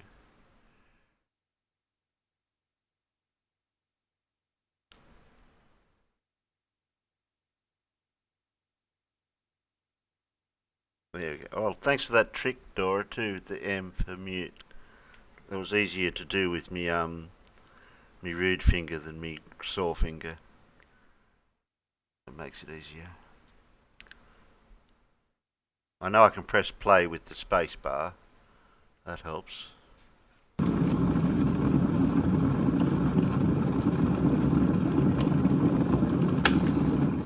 G'day everybody, Where's Wally here? Well, Adam, dear boy, is proving the adage that I'm starting to see everywhere. You gotta lie to be flat. And Adam is doing just that. He's full on telling porky pies today, all about the globe maths, which he either doesn't understand, has no idea how to do, but because I've told him a couple of times, and Wolfie has told him, he really does know exactly what he's doing wrong, and he's purposefully cheating to get a big number and scare all his little flirting subscribers. So scary, Adam. Here, let's have a listen. Today we're jumping on board Concorde and we're going to serve up the globe first class style. Rah. So what was that noise, Adam? Did you laugh and then try to cover it? This is what you usually sound like, Adam. That's more like it. First up, let's just check out the cruise speed for Concorde because we want that as a reference. Cruise speed, here we go. Cruise speed at the top, 1,341 miles an hour. But first, just some globe maths. So you're going to do some globe maths, Adam. Gee, I hope you do it right this time. Obviously, we've got the Concorde cruise speed, top left, and this is based on 1 hour's flight at cruise speed. We've got the 2 points of reference, A and B, A being the start of the journey, B being the end of the hour, okay? 60 minutes later. Adam, why are you treating your subs like idiots? Okay, never mind, I just heard myself. And according to the globe maths, there's 219 miles of drop, stroke curve, between those 2 points of reference. Okay, first of all, Adam, it's 225 miles, not 219. How did you get 219? Did you have your plane flying along the ground? I bet you did. You didn't even bother to put in an altitude, did you? You lazy little boy, you. Wow, wrong straight out the gate, mate. This is not looking good, is it? I've got very basic understanding, so you might have to bear with me. So this is what Adam usually does. He usually does some globe maths for an hour, and then he divides that by 3,600 and comes up with a drop per second. Now, that's exactly the wrong way to do it, Adam, and you know that. You've been told this many times. Now, if you want to know what the drop per second is, Adam, do that calculation directly. So if you go to Walter Bisland's Earth Curve calculator and put in 55,000 feet, and then you divide the speed, 1,341 miles per hour, by 3,600, and you'll get 0.373 miles per second. So you put that in, and now you find that the drop is 0.093 of a feet, 1.1 inch. Every second the plane drops by that much, and it will follow the Earth's curve at that speed and that altitude. It's all too easy, Adam. I've got very basic understanding, so you might have to bear with me. So Adam, your error today, you are only out by a factor of 3,462. Well, I would be tempted to make that as a percentage, but it's already such a huge number. Why do I need to bother? I don't entirely know exactly what's going on. Now, Adam is doing this purposely. He knows that this is the wrong way to do it, yet he persists because it comes up with a big number and it makes him feel like he's saving his globe. And it makes it feel like he's destroying the globe, but he's really just destroying his own credibility. Sorry about that, Adam. There's a picture taken by myself from inside Concorde showing the walkway inside the hangar at Filton, Bristol, displaying curvature. Strange? Really strange when we compare it to the horizon at 55,000 feet. And surprise, surprise, the walkway inside the hangar at Filton, Bristol, showing the same amount of supposed curvature from the footage we've just viewed that showed supposed curvature at 55,000 feet. This is what happens when we blend the footage together, the images together. Walkway inside the hangar has exactly the same amount of supposed curvature that Concorde viewed at 55,000 feet. Oops, that can only mean one thing. The effect of curvature is an effect of the window. As for your last cool story looking out the window, Adam, you forgot one thing. To be scientific, you're going to have to show that you're using the same camera or at least the same focal length lens. Otherwise, this is totally meaningless. Good try, Adam, but what a load of rubbish. So, Adam, why don't you do some actual demonstrable science, like we are doing?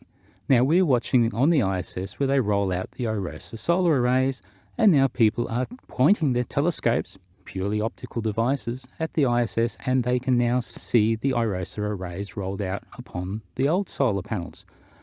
That, my dear boy, is demonstrable science, and you have absolutely no answer for it, and that's why you will not touch it at all. And this is also why you won't debate, because what you've just proven here today is you will get totally destroyed in any debate. You should still do it. £2,500 for charity is really worth a bit of humiliation, don't you think, Adam?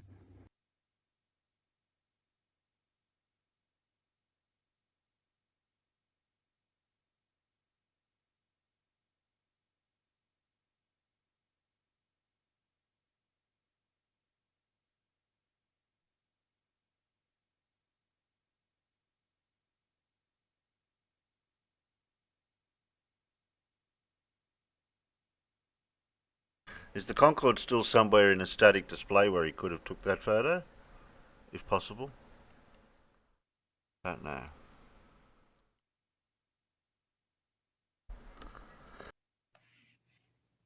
I'm sure they've got a number of them in static display. Yeah. I've never seen one, so if they've got one over here, it'd be alright. Go and have a look at one. Okay. Well, that's all the videos I've got for you. We had fun doing the quiz, on and off.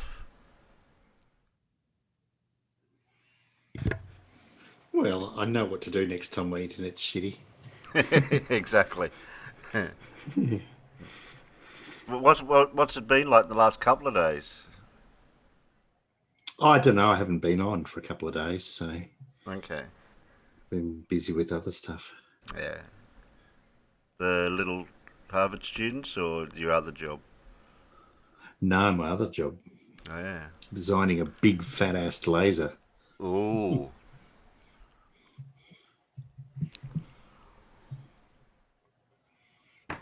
There's no gyroscope to go with it? No.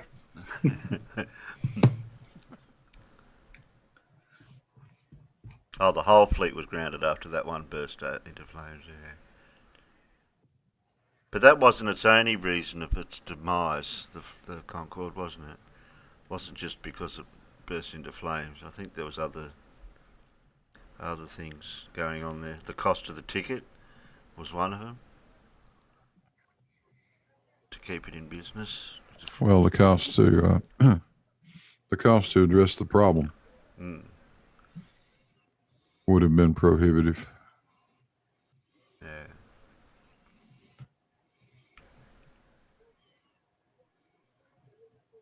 But flight times was quick though, wasn't it, from one place to another? Oh yeah, it was very quick. I took one flight on one time from Gatwick to Kennedy. and it was, I don't know, 3.5 hours or something like that. Very damn fast. Clive said, I've been on board the one at Duxford.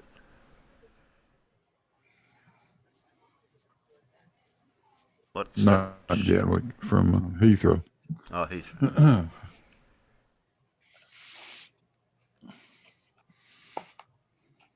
Oh, okay, Shady.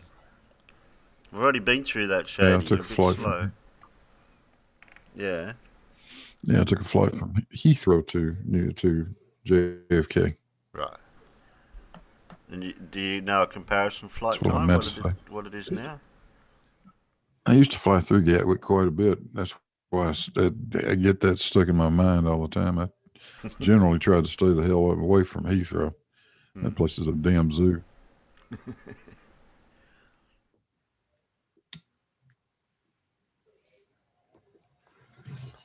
John's trying to help out Carl.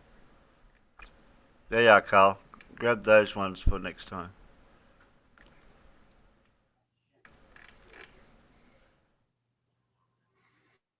Alright, okay. I'll try to type me goodbyes with one less finger.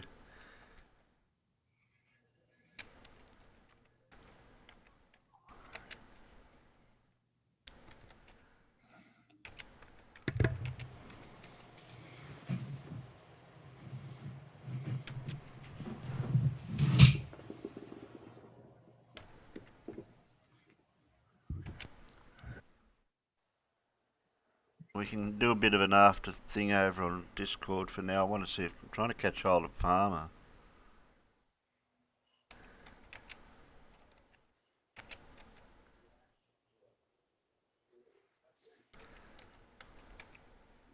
To see how he's going, get a bit of an update.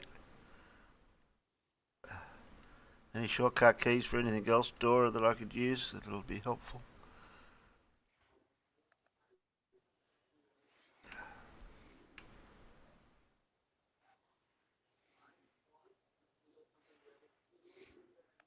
I don't know how hard I'm pressing the mouse sometimes with my sore finger. That and that one. Yeah, that's all I can do. You playing your new song? No, not yet. I've got to sit down and concentrate on that. Have you learnt the second bar yet? Not the bar, chord. I mean. Alt F4 for full. No, I can't use that one, Dora. That's a different one I can't use. I've only got one monitor. If I had two monitors, yeah, that may work for what I'm doing. Oh, thank you, Carl. Well, Alan's not here, but he left his avatar here. Oh, thanks, Paul. Thanks for your questions again. Like always, they're always fun. You're welcome. You're welcome. Thanks, they're Big always Blue. fun. There's that code for they're always hard. Well, I don't know if they're hard. It's just, the clues Yeah. are very cryptic, and it's not till you sort of idea. start to going by the way you do them. Yeah. I'm starting to notice that there is clues in them that everyone will know. Yeah, that everyone will know, and the ones that I've been getting right, the questions, I've been following the clues verbatim, and then looking at certain key words that may be the ones that that I can sort of relate to. So that's where I find it fun that way. Because if I know it's in there, good. I've just got to try to get my brain thinking. Even though I'm not educated and I don't read books, or I haven't read books or anything, but Well, I mean, like, even if you don't get it from the first 2 or 3 clues, everyone should get it by the last clue. Yeah, the last clue almost gives it away, doesn't it? Yeah, exactly. It's like, here, if you don't get it by now, there's something wrong. You're a flat earther. Yeah. Oh, thanks, Big Blue, and thanks for that upload you gave me to watched. That Yeah. was that was good. That one. Yeah, no problem. Thanks, John, Dora, Carl, Shady, Demon Orb, Clive, Irish Stewie, John, Elmigs, Stevie B, Fred, John Stock. Who have I missed? Zebulon. Who else was there? I said Demon Orb. Death. Who else? Christian Frost Laser Beams. Grainery. Who else is out there? Cooper Tech 77.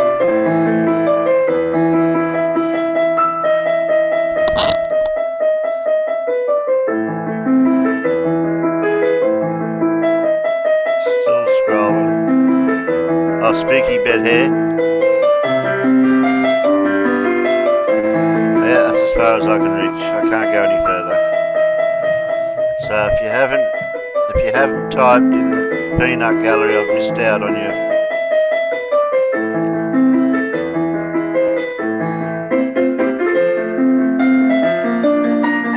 Alright then.